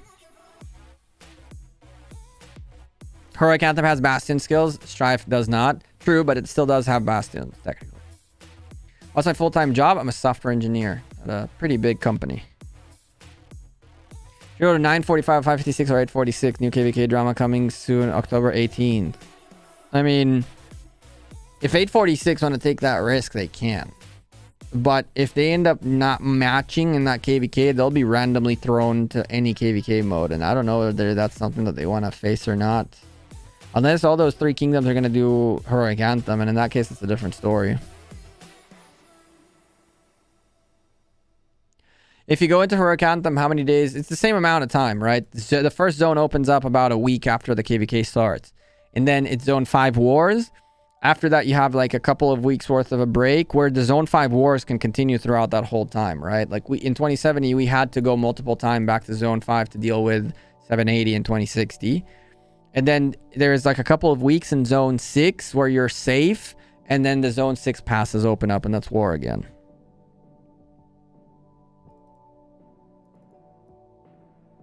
Did we kill our AP?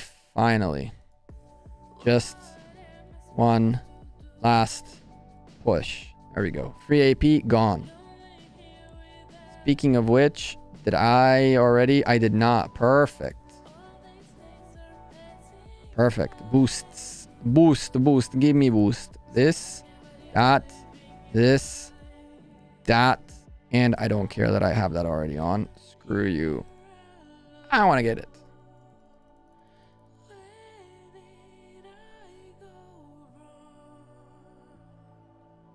Rate 70 leadership from 1 to 10. It's tough to rate them because there's so many. It depends what layers of 2070 leadership you're looking for. There's like alliance leaders, there's kingdom leaders, there's different facets to it. Have I been scuba diving? I actually, you know that now that you say that, I set a doctor's appointment. Which Lord knows what happened with it. Check real quick.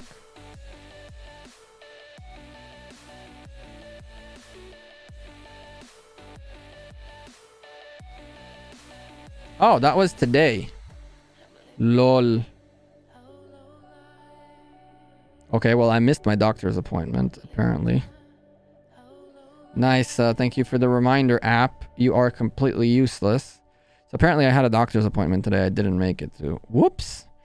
I need to go check what's going on with my ear. Well, that sucks. Gonna go check out what's going on with my ear. Apparently that was today. And usually they send you a message the night before reminding you tomorrow you have an appointment. Do I have a girlfriend? I do not.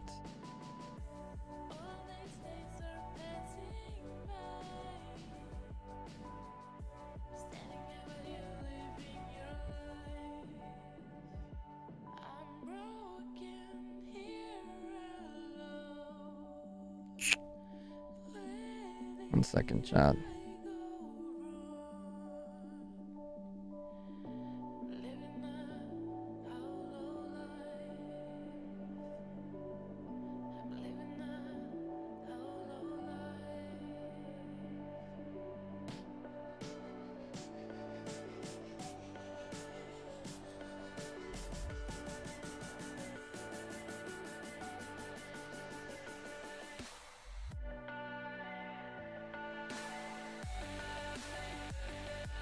Okay. Let me set a new appointment. Whoops. Is my real name Gekko? No. It is not. No, my ear is not good to go, unfortunately.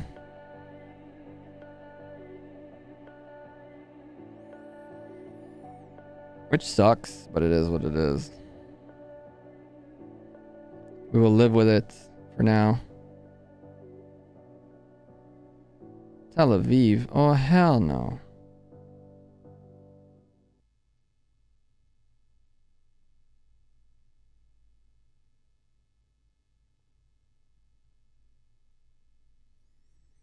What if there's an appointment tomorrow? That would be fun.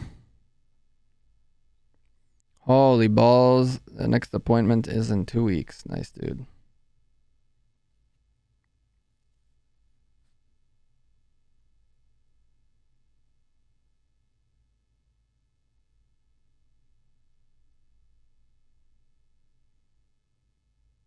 Nice, dude.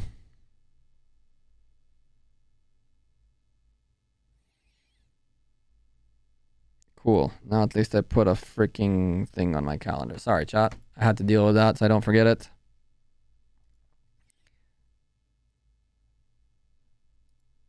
$254 seems like all business. Where's the fun part? You clearly don't know them at all. Their Discord is one of the biggest community centers for everything fun that is not Rise of Kingdom stuff. You clearly don't know them. 254, when it comes to that kind of stuff, they're all over the place, from hosting UFC party shows to parties to a bunch of different things. So chat, in the coming KVK, does your doctor's office say same day appointments, like call right away and they open as they can get in quicker? I could try, but it's a pain in the butt. And it's not that urgent. If it was, I would just go to a different doctor, right? Like the nearest appointment. But it's not that urgent. I don't have plans to go diving anytime soon. And if I do, I'll just change the appointment. We are holding to 1,152. Yes. Yes, chat. 1,152 epic materials. Which is the equivalent of about 250 more than that. Legendary materials. And you know what that means? It means we will be crafting, baby. We got a lot of crafts to do for the coming KVK. And in particular, we have a predicament, a problem, a situation, a thing. And thank God Shadow Legion is coming, because that's going to help us quite a bit with that. But our current plan as it stands, and it does not stand because it changes like the freaking waves in the ocean. But for now, we're more than likely going to make the Helm of the Conqueror. We're also going to make the door to upgrade our Zenobia even further. The reason we were going to make the door is because we need a second legendary piece to put from the set to put with the gloves. And we don't want to make the shoes right now. The only other option is this. We have the helmet right now. We're going to exchange it for this helmet and give that helmet to a different march. That's number one. That's Zenobia. For the Archer March, we will be crafting. More than likely. Not confirmed yet, but more than likely. We will be crafting a chest piece. And we will also...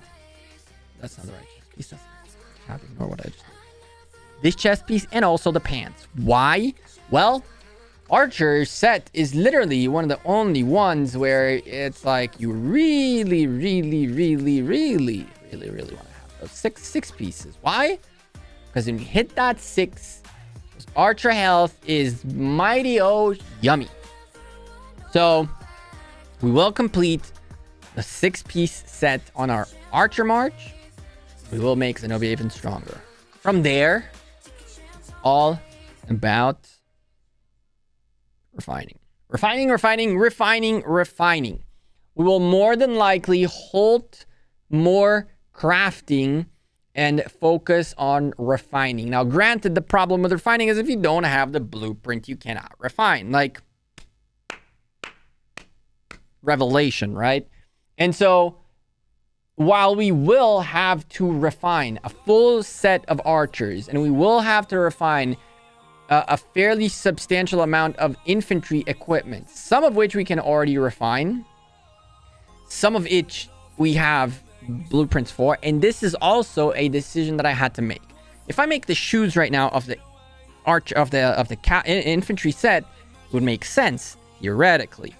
However, to special talent them, I would need a lot of blueprints, and the Shio's return are very abundant. I will more than likely be able to get it done and get them special talented, which is going to be better for me long term. Granted, short term. Long term, yes, you want the shoes and you want to change that and all that, but I can't go that far now. Same thing goes with this. We will have at least 2 blueprints of this, and this is already 50% up, so all we need is 2 more blueprints or even 1, and we're set. We're golden, boys. This is at 75, which means 1 more blueprint, and we got it. So this one, next time we can get the blueprint, we get it, and we're done with it. Okay? This is a pain in my butt, and we're gonna have to sort out how we divide divide these chests in order to get an archer potential refine as well as this. But for now, probably refine this as well. With a little bit of luck, maybe we get lucky enough, right? It's a matter of luck in this game. That would put our Zenobia at full legendary, some special talented, and it will make her much stronger. And for the archers department, once we get that out of the way, Nebu and YSG are going to become the secondary march, unfortunately, because our primary march is going to have to be a Manitore with Artemisia. That's right. We're going to expertise a Manitore at some point, and a Manitore is actually going to be the death of me. Why? Because I'm going to have to literally start buying every single talent reset and their grandma, because if we're going to garrison an open field with her, we're going to have to switch talents nonstop. When we're garrison talent tree, and when we don't garrison, well, we got to get the open field talent tree going, right? So that's going to be a pain in our lives. We have 8 of those. Oh, we're going to have to get a lot more of those and focus on getting some of these. So it kind of sucks. That kind of sucks, but it is what it is. Is it true a player from 846 died while playing Ark while driving? I don't know about all that. I have no idea. If that's why he still has this thing, it's kind of messed up. But someone definitely did die in 846. Open crystal keys. We will open crystal keys at some point. It'll be part of a future stream, Devil. It will be a part of a future stream. I kind of want to get more. I've been hoarding. And we'll eventually open these crystal keys just for the fun of it. In one of the coming streams, more than likely. I got 2 hope plugs from equipment keys. I hate you, Loco. Very, very much so. Hopefully one of these will give us one of those. I'm a stream if we do. That would be like the best thing that can happen to me. At some point, we'll open these just for the fun of it. I want to hoard up a little bit more, so we have a fun opening. Although 111 is really nice. I would like more, please. Don't care for my resources too much. If y'all saw the farms, you guys would be like out of your mind. If y'all saw the farms. The farms are reproducing in a rapid pace. Can't you put Artemisia primary? Not a good idea. Arflex. Not a good idea. Not a bad idea, but also... I might Arflex do that. I might. That's not a terrible idea. I didn't think that one through. Our little farm project is growing extremely well. We are one trooping all over the place, and this farm alliance is actually getting a lot of credits, which is good. As you can see, we've been building all this up. And yeah, boy Gekko has a little bit of presence out here with a little bit of those. And a little bit of these. And a little bit of that. And some little bits out here. So, I mean, we're farming. We are on the ground. Oh, that's Yanni. That's not fair. This is me. This just came in here today. Fresh into 401. And so the farming is under full swing. Show you my 5 best marches. Fat Papa, let me take a rain check on that, please, because my 5 best marches are not there yet. Once I expertise Amanitore, which I'll do it sometime in this coming week, and you guys are going to get a video out of it, and I'll explain to you why I'm doing it and all that stuff. Once that happens, then I can set up my marches, but I just don't have... Like, right now, I just don't have the best marches I can get. This was kind of what I was rocking previously. Oh,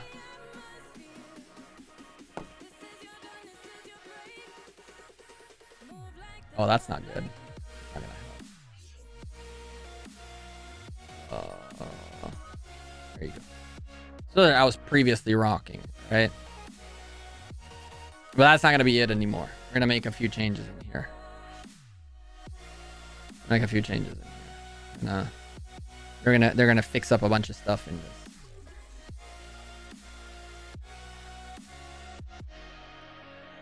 Hey Ryan, I'm doing fantastic. How about you? Do you think Artie primary is better in a long garrison situation? No, I don't. I think that Amani is just as good. Just as good. Please find me gold. The beauty of being out in Zone 1. Although I will have to TP to Zone 3 in Shadow Legion. But I need to go find Skaxi so I can protect her while Shadow Legion is going on.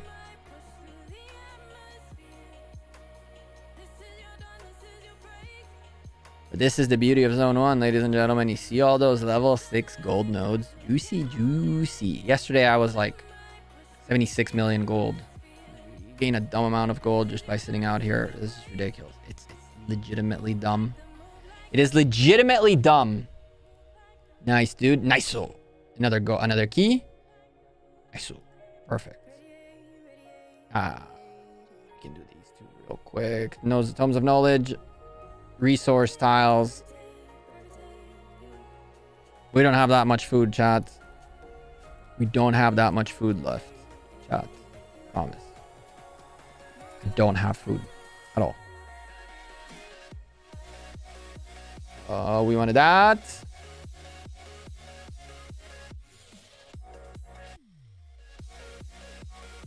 We wanted, no. Someone? Hello? Not Theodora.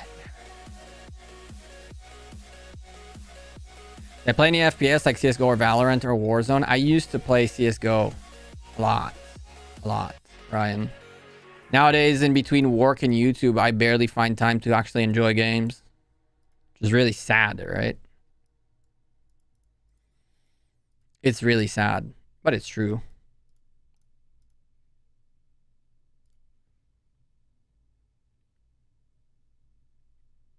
Why is it so different? It's based on which skills proc first, Fat Papa. So, primary commander proc skills first. Secondary commander proc skills after. That's pretty much the only difference. And these I can't do because... lol. I had them cocked up and ready to rock and roll for Zenith in case I needed to emergency push at the end. And then we didn't. And then they stayed. Whoops. I was going to push them up during this Mightiest Governor, but I forgot. Whoops.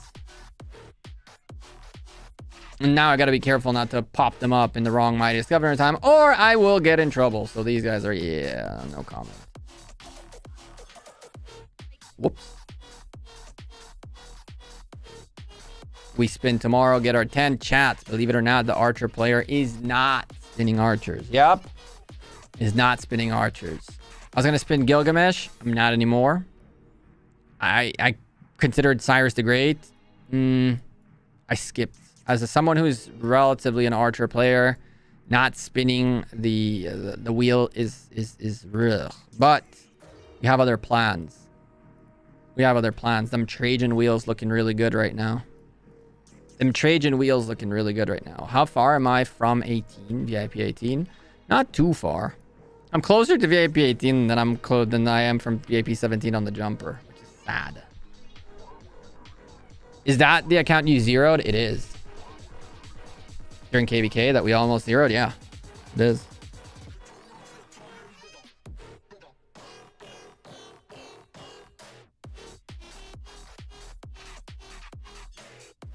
$15 million dead. We'll join the 20 million dead club this coming KVK. And this is, of course, the most power we've ever had. Well, kind of.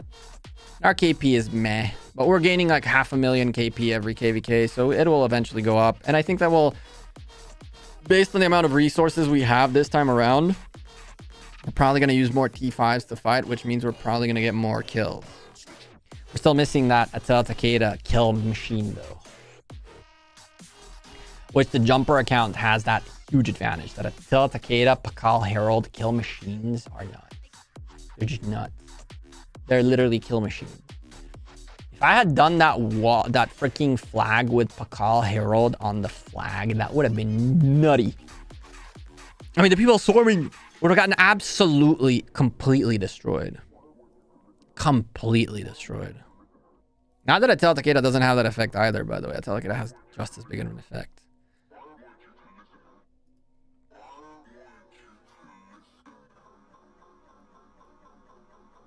Some people's dead mixed with T1 troops. Nah, none of my deads are T1s.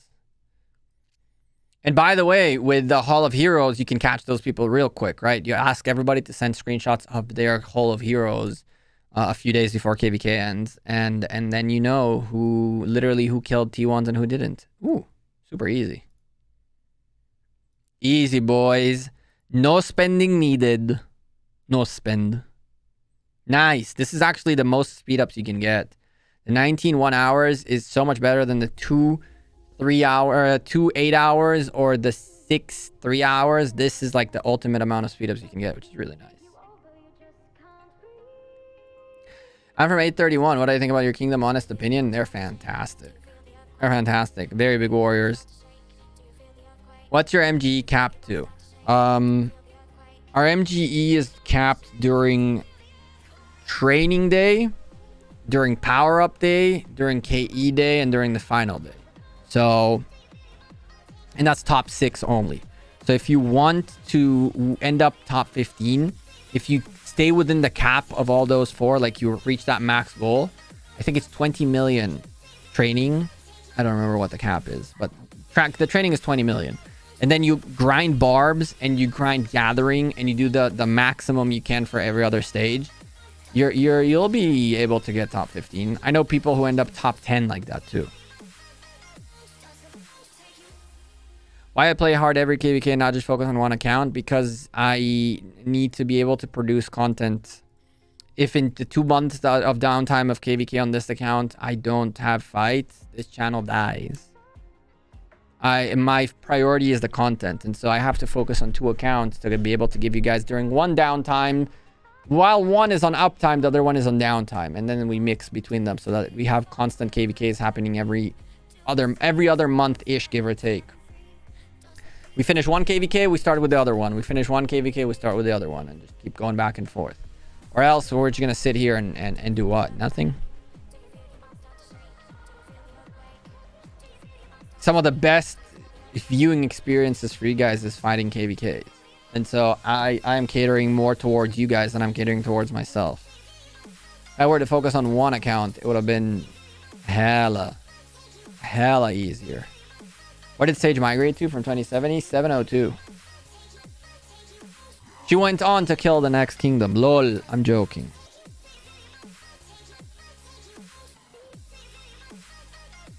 No problem, that's Cruz. See, this is exactly why I do these things.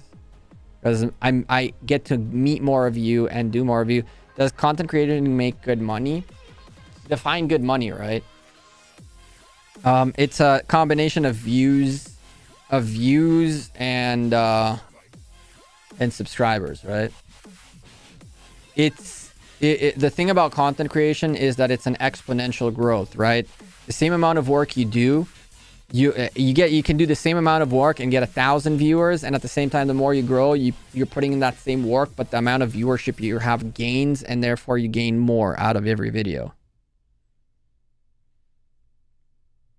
You stream other KVKs, that's what the other guys are doing. No, they aren't. Lillian. Chisgule doesn't stream any other KVK. Drago occasionally does, but very rarely, relatively rarely. And I mean, Fleisch only streams other people's KVKs, right? Because, I mean, that's the easiest thing to do, stream other people's KVKs. I'm not going to stream other people's KVKs anymore unless it's like something very big.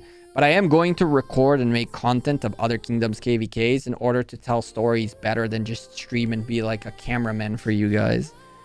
I think that the easiest thing on earth to do is literally go to a KVK that is poppin', be the cameraman, just leave it there for you guys to watch, and beg people for reports at the end of the day. Is like, it's very easy to do. I wanna do more than that. I wanna record. I know that you guys, did Lilith pay you for content creator? No, I'm not a sponsored creator anymore. I want to go further then. ROK has a relatively small, why don't you stream a variety? ROK has a lot more options to bring your bigger audience in the off season of KVK. YouTube, the way YouTube works is it categorizes, right? It puts you in a box. And it's very hard for someone to be a variety content creator, because then YouTube does not necessarily recommend you as often. Every time I make an Infinite Galaxy video in here, for example, the recommendations algorithm, which is how most people get their views on YouTube for Rise of Kingdoms, just goes because I like all of a sudden it needs to recategorize me whether I'm a Rise of Kingdoms content creator or not.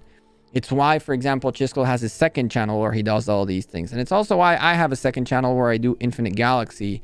But we might expand that to a little bit more. Can you please have a better look? Here you go.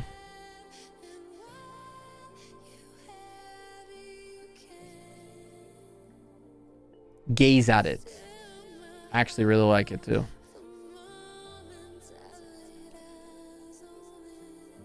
Which is better, Lords of Mobile or Rise of Kingdoms? Rise of Kingdoms, hands down. Hands down. What up, bye-bye-byes?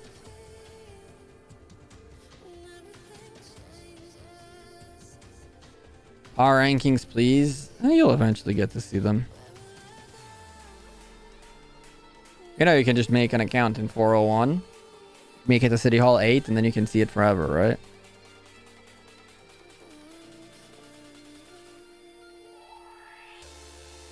I don't care, but I do care that we got bones. Rip.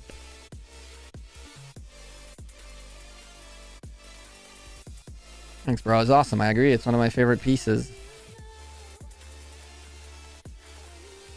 Oh, well, that music went from 0 to 100 real quick. Is Rise of Kingdoms your only game you're focusing on now? No. I also play Infinite Galaxy.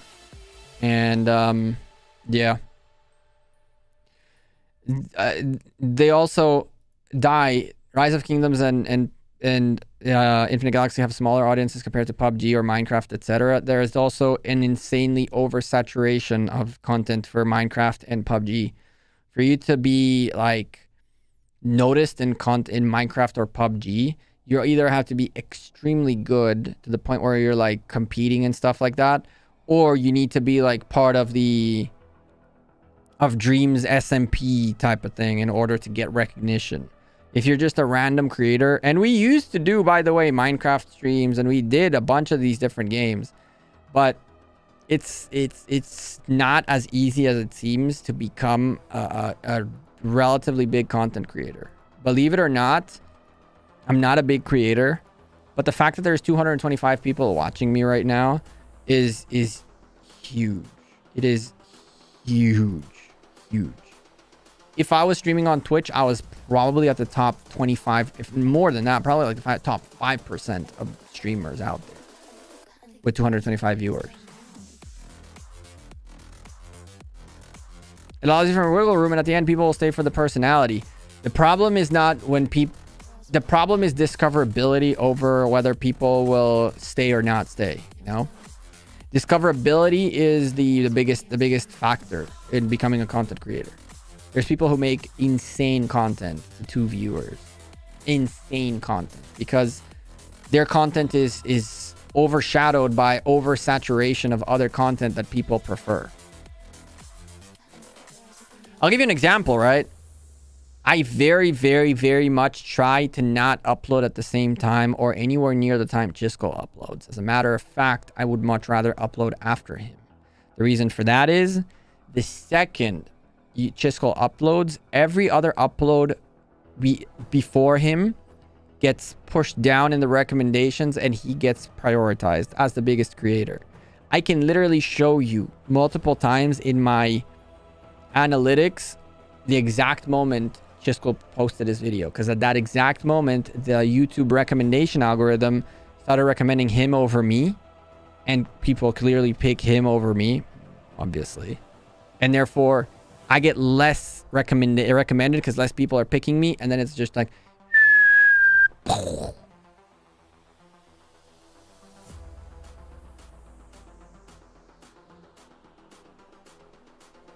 have Richard, Attila Takeda, Minamoto, KG. Okay.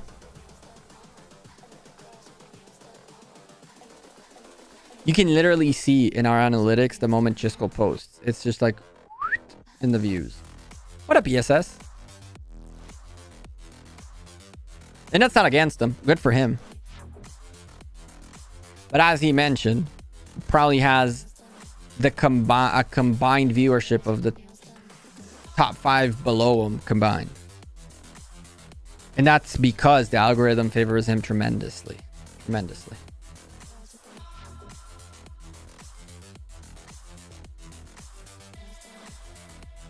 And rightfully so, I would say.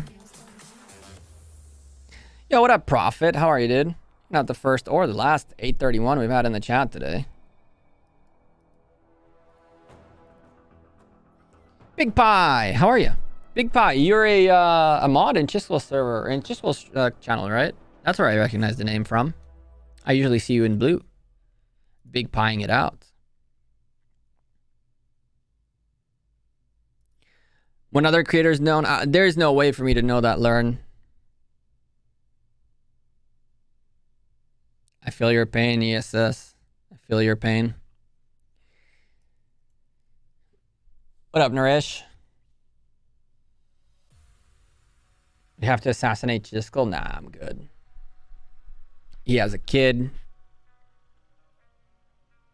You're doing great. Don't be so hard. I'm not hard on myself at all, homie. I'm happy. I'm happy with where we're at. I'm thankful with where we're at. I can tell you that I have friends who have started YouTube channels because of me, and they've been going at it for a while and have now gotten nowhere near anywhere, right? So I'm extremely thankful. I am not complaining, harsh on myself, or like even comparing myself.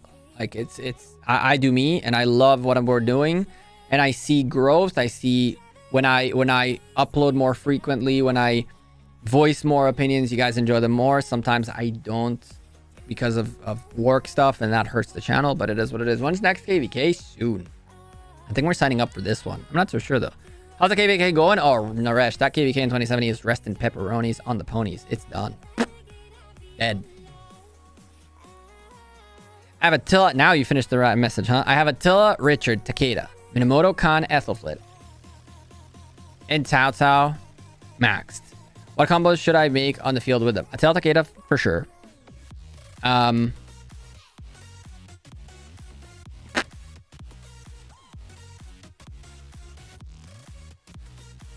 Maybe maybe Cao Cao, Khan, and Minamoto, Ethelfled. You're gonna get very much targeted though. That's the first thing that comes to your head when someone assassinates Chisgule? I mean, but he has kids? Yeah. He didn't have kids. I wouldn't care. We can just assassinate him. Makes sense to me. What a pasta. Sorry about Olympia, my man. It got a little crazy that Saturday. I'm hoping to make it a thing on Saturdays to do Olympia. YouTube likes to lock you on one traffic source as a creator and viewers to maximize the viewership to keep watching. Exactly. At interest rate of viewers. Moving to new games is extremely hard. I agree. Yep. This channel was dead when I left Lords Mobile for a while. And then when I picked up Rise of Kingdoms, I was lucky enough that we picked up the right game, right? It was just complete crazy luck. But one reason, on top of many reasons, right? But one reason that Chisgule did essentially better is that Chisgule had a fresh new YouTube account when he started his content journey. And I already had this account, which was already kind of categorized as a Lords Mobile account. And what YouTube does with new channels is it gives them a little bit of a bump on the recommendations to kind of see, to give people taste of new content. And on top of the fact that he was creating very good content at the time and still is, it just gave him that extra leg in the beginning, which, I mean, he passed Rhony, which was making content way before him about Rise of Kingdoms and was already a Rise of Kingdoms categorized YouTuber. Obviously, he passed me. He passed us all, right? Being a content creator is more stressful than than real living sometimes. Being a content creator is 24/7, non-stop. The more time you think you have put into it, the more time you're gonna have to put into it. It's just ridiculous. Dominic, what up, dude? I haven't seen you in a while. Yeah, Big Pie. New home, nice. You left K2 or were you in 916 and now you moved again?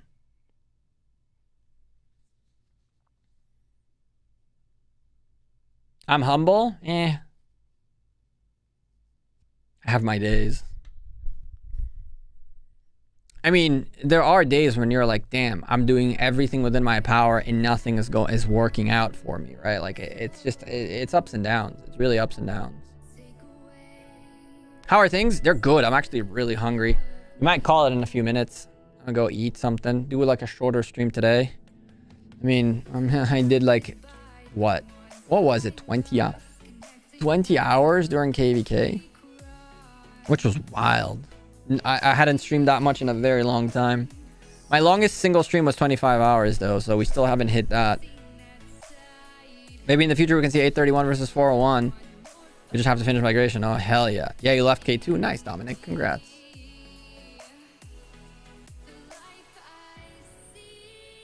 The most frustrating time in KVK, in ROK. The most frustrating time in ROK was when Boss just disappeared when we were in JWM. And essentially Faye took over. And it was just extremely frustrating because we went from being a mighty dominating kingdom with a huge community to now like not knowing what the heck is going on. Pizza? You know it, Scar. It's already here. It's already here. What up, Glory Montana? How are you? Good night, bro. See you, Dominic.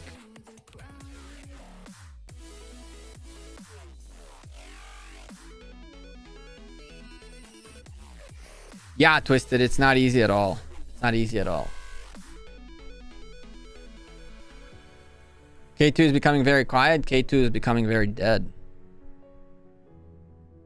My messages come through after like 7 minutes, I guess. Are you sure you are watching live? Take a look at the bar below. It'll say live right above the play button. It should say live. Is it red? If it's red, then you're live. If it's not red, it means you went back in the VOD. Click on it to make sure it's red, and then you're live. You might be 7 minutes behind on the stream, but you'll hear that in 7 minutes, I guess.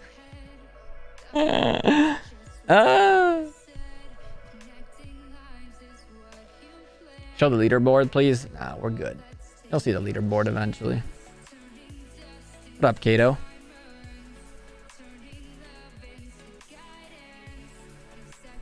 Have I ever thought of quitting Rise of Kingdoms? I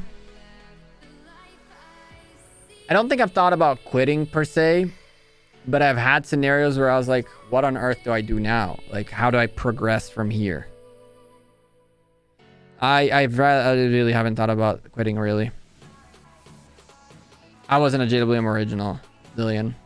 I migrated to JWM in the middle of after the fights were over in KVK Season 1, when they destroyed us. I was in Kingdom 58 originally.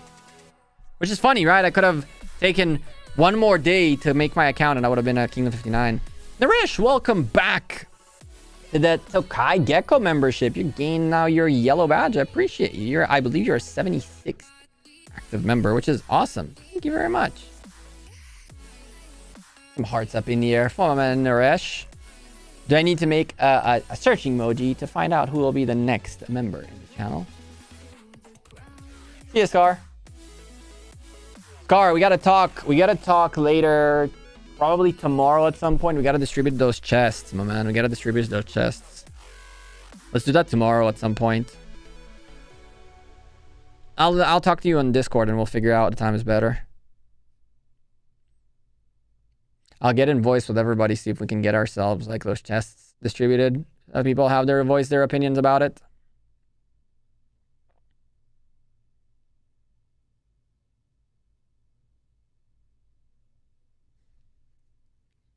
Yeah, I'm definitely hiding that. There's no point in cussing out someone who's not here nor plays the game anymore.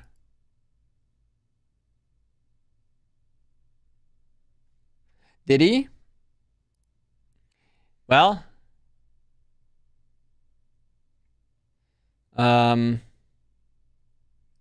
yeah.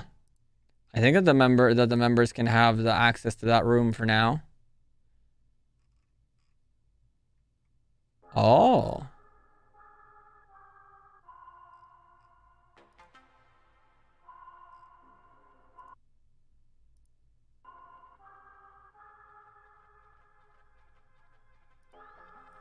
Only 2 channels for now, so we can wait with it a little bit longer.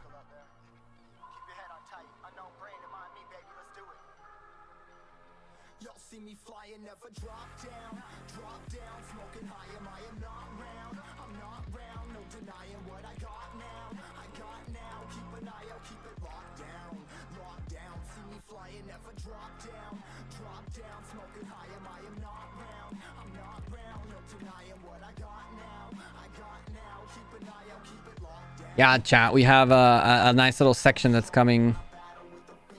You already got access? Perfect. That's even easier. That's even easier. So if you're a member, now you have access on our Discord to a new category, which will be available for the public very soon, with my man Wongby's best talent trees, which are extremely focused talent trees.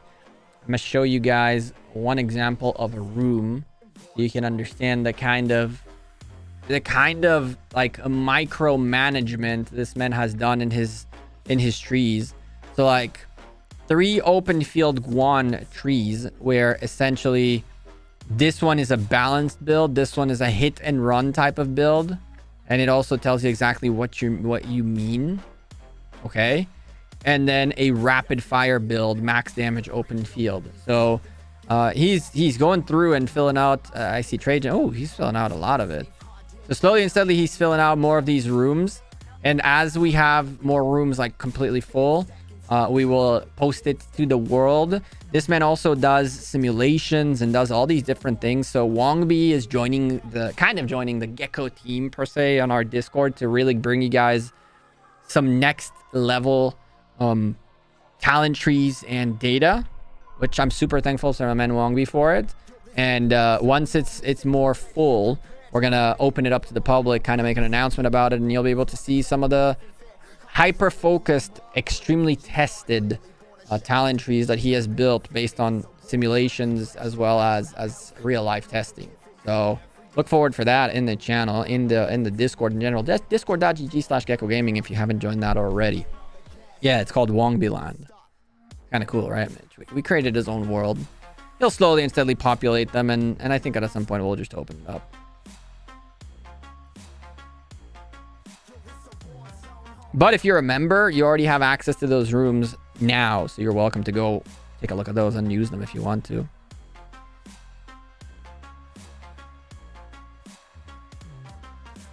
Is there a chance of content creators creating more collabs? So Big Pie, you know, that's the one thing that I'm kind of like on like question mark, exclamation mark, question mark about, right? Because even now, Lilith are telling content creators to just solo do Osiris League, which I find really, really bad. Would I like to make more collabs? I think it would be cool. We've had talks about collabs before. Drago and I wanted to make a series about Ark of Osiris and goods and bad things. Chisgule and I wanted to do a series at some point about testing field commanders and stuff like that on like when we had access to the test server a long time ago to do Champions of Olympia, like the Champions of Olympia thing. He and I wanted to do a series testing a bunch of commanders. But it really just never comes to it, right? Like it just never ends up happening. I don't know why. All right, related to the guy from Blue's Clues. I have no idea who the guy from Blue's Clues is. Kingdom 2110. Another kingdom that's getting on the radar very quickly. 2110. So, I mean, I think that for me, it's just a little bit harder to collaborate with other creators just because of time zones, but it's never been an issue. Like if we say, oh, let's do it at sometimes that is 5 a.m. my time, I have no issue with it. I just think that for some reason that somewhat of that camaraderie is more behind the scenes than in front of the cameras. I would like to potentially figure out how to create collabs, right? I think that Drago's move to 1075 to do that is a really, really good collab. That they could make it that. But at the end of the day, it's like, who would benefit out of that collab more, right? And then it becomes a little awkward, right? Maybe at some point we migrate to 307 with the jumper and do like me and Drago can collaborate on a KVK, like on a KVK content where he and I offset each other to a certain extent. That could be interesting. We need more videos of Leo and Ashy. You mean what's her face? I always forget how to say her name.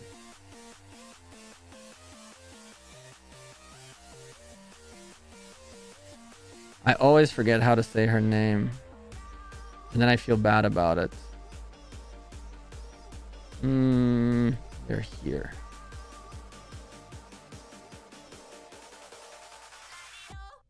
You mean Asia, and Leo? They're awesome. They're really awesome.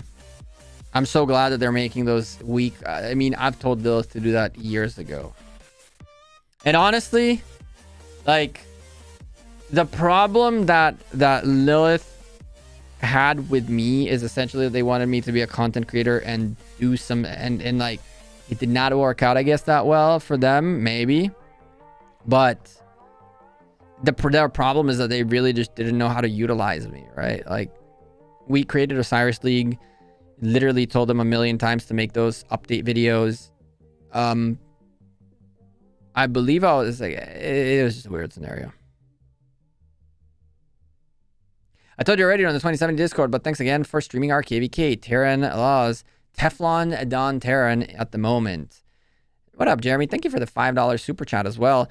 I had a lot of fun streaming 2070. I truly think that, I mean, it was one of the most fun KVKs out there. With the exception of a little bit of like snafus and a little bit of, you know, the usual drama, it was extremely fun.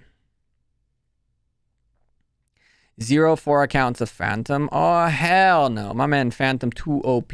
Way too OP. We got to revive the Pokemon channel. That's the big thing. We got to revive the Pokemon channel. That's my next big thing, is that we're going to try to revive the Pokemon channel a little bit. See if we can get back into Pokemon Unite. Now that it's on mobile, I might be able to get on it a little bit better.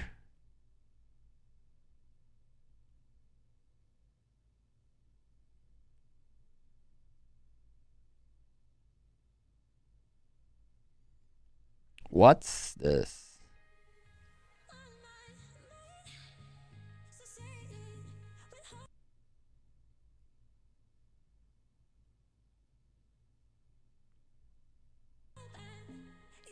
Oh.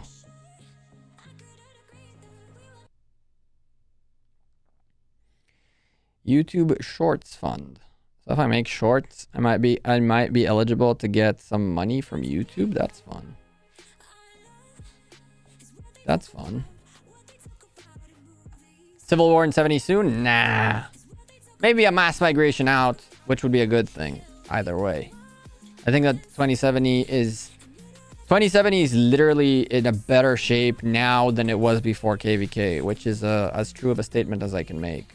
And they will be in a much better shape than they were at any time before. Much quicker than people give them even. And that, by the way, I can say the same exact thing about 916. 916, right after that KVK was in a much better shape than they were before that KVK, and they're now in even better shape. Remember what I'm telling you.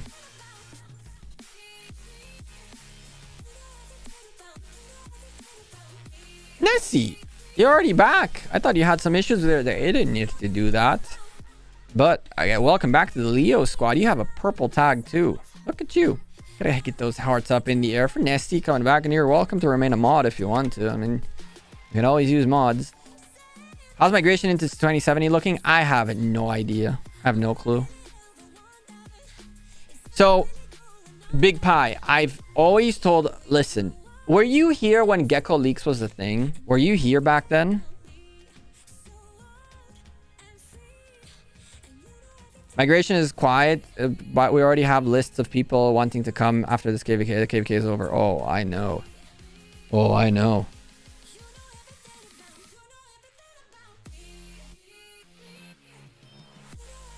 Yeah, Twisted, I agree. That's why I've never gotten into it. It's why I never got into it. I wasn't born last night, you know, as crazy as it sounds. Like, I understand some of the things. Oh, Twisted, you're actually a pretty big creator yourself. Or maybe were. I don't know. When was the last time you posted? Check.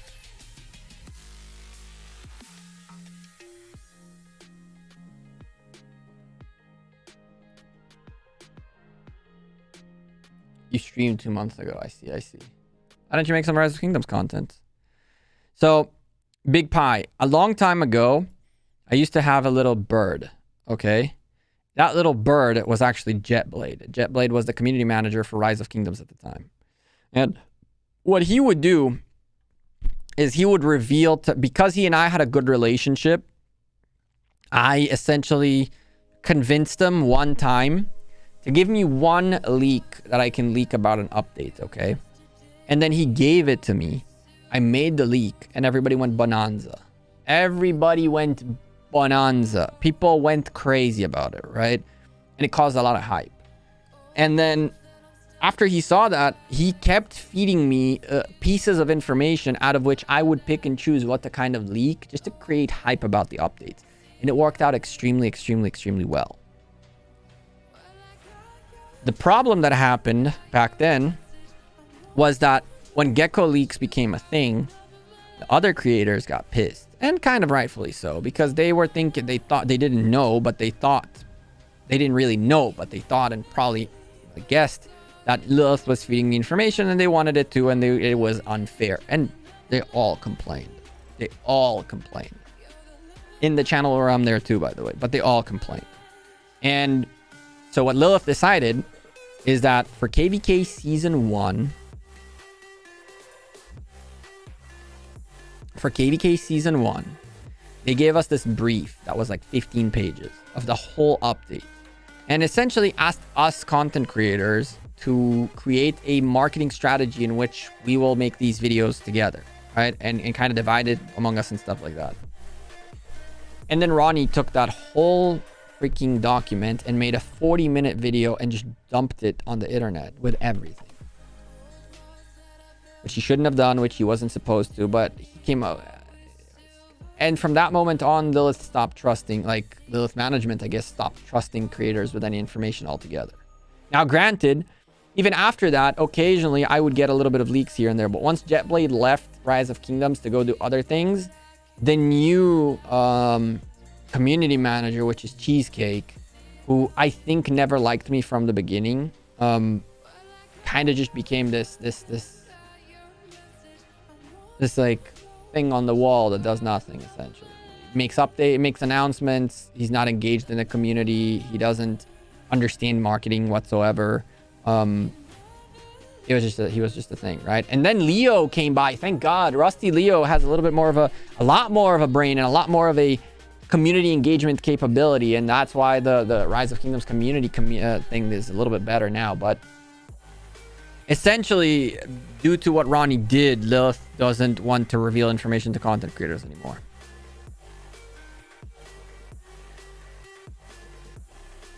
I broke 30 million kills. Oh, Jeremy is from 2070, Mitch. I think I'm over 50 million. This KVK going 1v6. It was fun using my Guan for the first time. Nice, Jeremy. Congrats. That's sick. Gekko Leaks new episode. I wish there was. I mean, there were full updates that I would get ahead of time, and I would literally cherry pick the one thing. And I'll give you an example. Back in the day, Rise of Kingdoms made an Instagram account, and it was not that big. I made a leak, and I said, if you guys hit, I don't know, 2,000 follows on the Rise of Kingdoms Discord, Instagram by tomorrow, I will leak something else. We pushed like 5,000 follows that day. And of course, I leaked another thing the next day, right? So all these different like mechanics, they're just very worried about. And the reason they're worried about is because not everybody has that marketing sense. Sham, welcome to the Leo membership. Your first time being a member. I appreciate you. Sham, one of our oppositions in this KVK, insanely strong player who we caught out off guard a couple times, but he caught us off guard a couple times too. So I think he's even ahead of me on the kill game. That's for hella sure. Thank you very much for committing to the membership squad. I appreciate you. If you haven't done it yet, any of you new members, make sure you connect your YouTube and Discord accounts. The bot will tell you how to do that momentarily. That right there, except account is the next message. Do that, and then you have access to our members channel if you are above a baby Gekko, and you'll have access to our talent trees in Wongbi land if you are a baby Gekko and any member. So just connect your Discord and YouTube, wait about an hour, and you'll get access to all those channels in our Discord. I'm in 2070, been with ABD since 856, 851, then finally 2070. Nice. Sham went crazy this KVK. Sham went crazy. I will never forget the one time Sham picked up, I think he even caught Jedi, if I'm not mistaken. Jedi was like here, and everyone else was fighting here. And then Sham just went around, and all of a sudden you see this fan of 7 marches just surround Jedi, and Jedi's health just goes in like seconds. Thanks, Sham. I appreciate you. You are now our 78th active member. Damn, chat. Slowly climbing. So we're climbing, boys. We're on the come up. We're far away from our highest members ever, but still. Prophet talked me into 831. Best decision ever. I cannot disagree with you on that one. Cannot disagree with you on that one.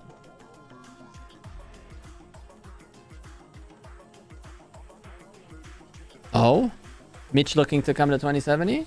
All right, Mitch. I see you. All All right, boys and girls, we've streamed for 2 hours and 40 minutes, which I was actually planning on streaming 40 minutes less than that, even less. But I'm actually really hungry. Sham is from 8:31. He went nuts. He went nuts. With the exception of a couple of times his marches left him while he like DC'd or had verification, and that sucked for him. But that happens to us all, so you can't blame him for it. It's been fun streaming today. We have a pretty gnarly video coming out tomorrow about that triple Takeda rally and why that was so crazy, and also the biggest mistake every single kingdom does when it comes to garrison, and especially garrison, but in rally as well. This is happening, so you guys don't want to miss out tomorrow's video. Make sure you subscribe down below and you hit that bell so you get a notification when the video comes out. Discord.gg/Gekko Gaming, you'll get a notification there when that video comes out. Because listen, that triple rally of Takedas had multiple facets to it beyond just the fact that it was a killer set of rallies. And I'll explain to you everything and much more, and why Takeda is on the come up, baby. Takeda's back, boys. The rallies are out for sure. Oh, hell yeah.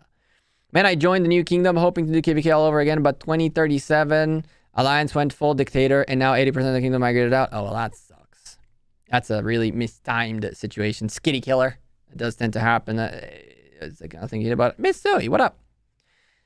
All right, boys and ladies, appreciate you again. Don't forget to drop a like on the stream before you leave. Shout out to all of our super chatters today. Sage with the biggest D of the day, which is really weird to say. We got a bunch of new members, a bunch of new followers, a bunch of new lurkers. Shout out to my lurkers. I don't see you out there, but I feel you out there in my soul. And I technically see the viewer count too, so I know you guys are there. Shout out to all of you chatters. I appreciate you keeping the chat entertaining and active today. It's you guys that give me the energy and the drive to keep doing this. And we've had a very active chat today, so I appreciate you all very much for it. I'll see you in tomorrow's video, Saturday stream. Maybe we'll stream before that. Maybe 2070 has a plan. Maybe 2070 will attack soon. And maybe 2070 will still win this KVK. Not really. I'm not even I'm not that delusional. Chat. See ya. Take care. Have a good one. Peace. Thanks again, guys. You guys are awesome. And fun video with Swarm under my South Dakota. Oh, hell yeah. That Swarm was amazing. You're a lurker? Hell yeah, Phil's AFK. Now I can see you. I see you, Phil. See ya.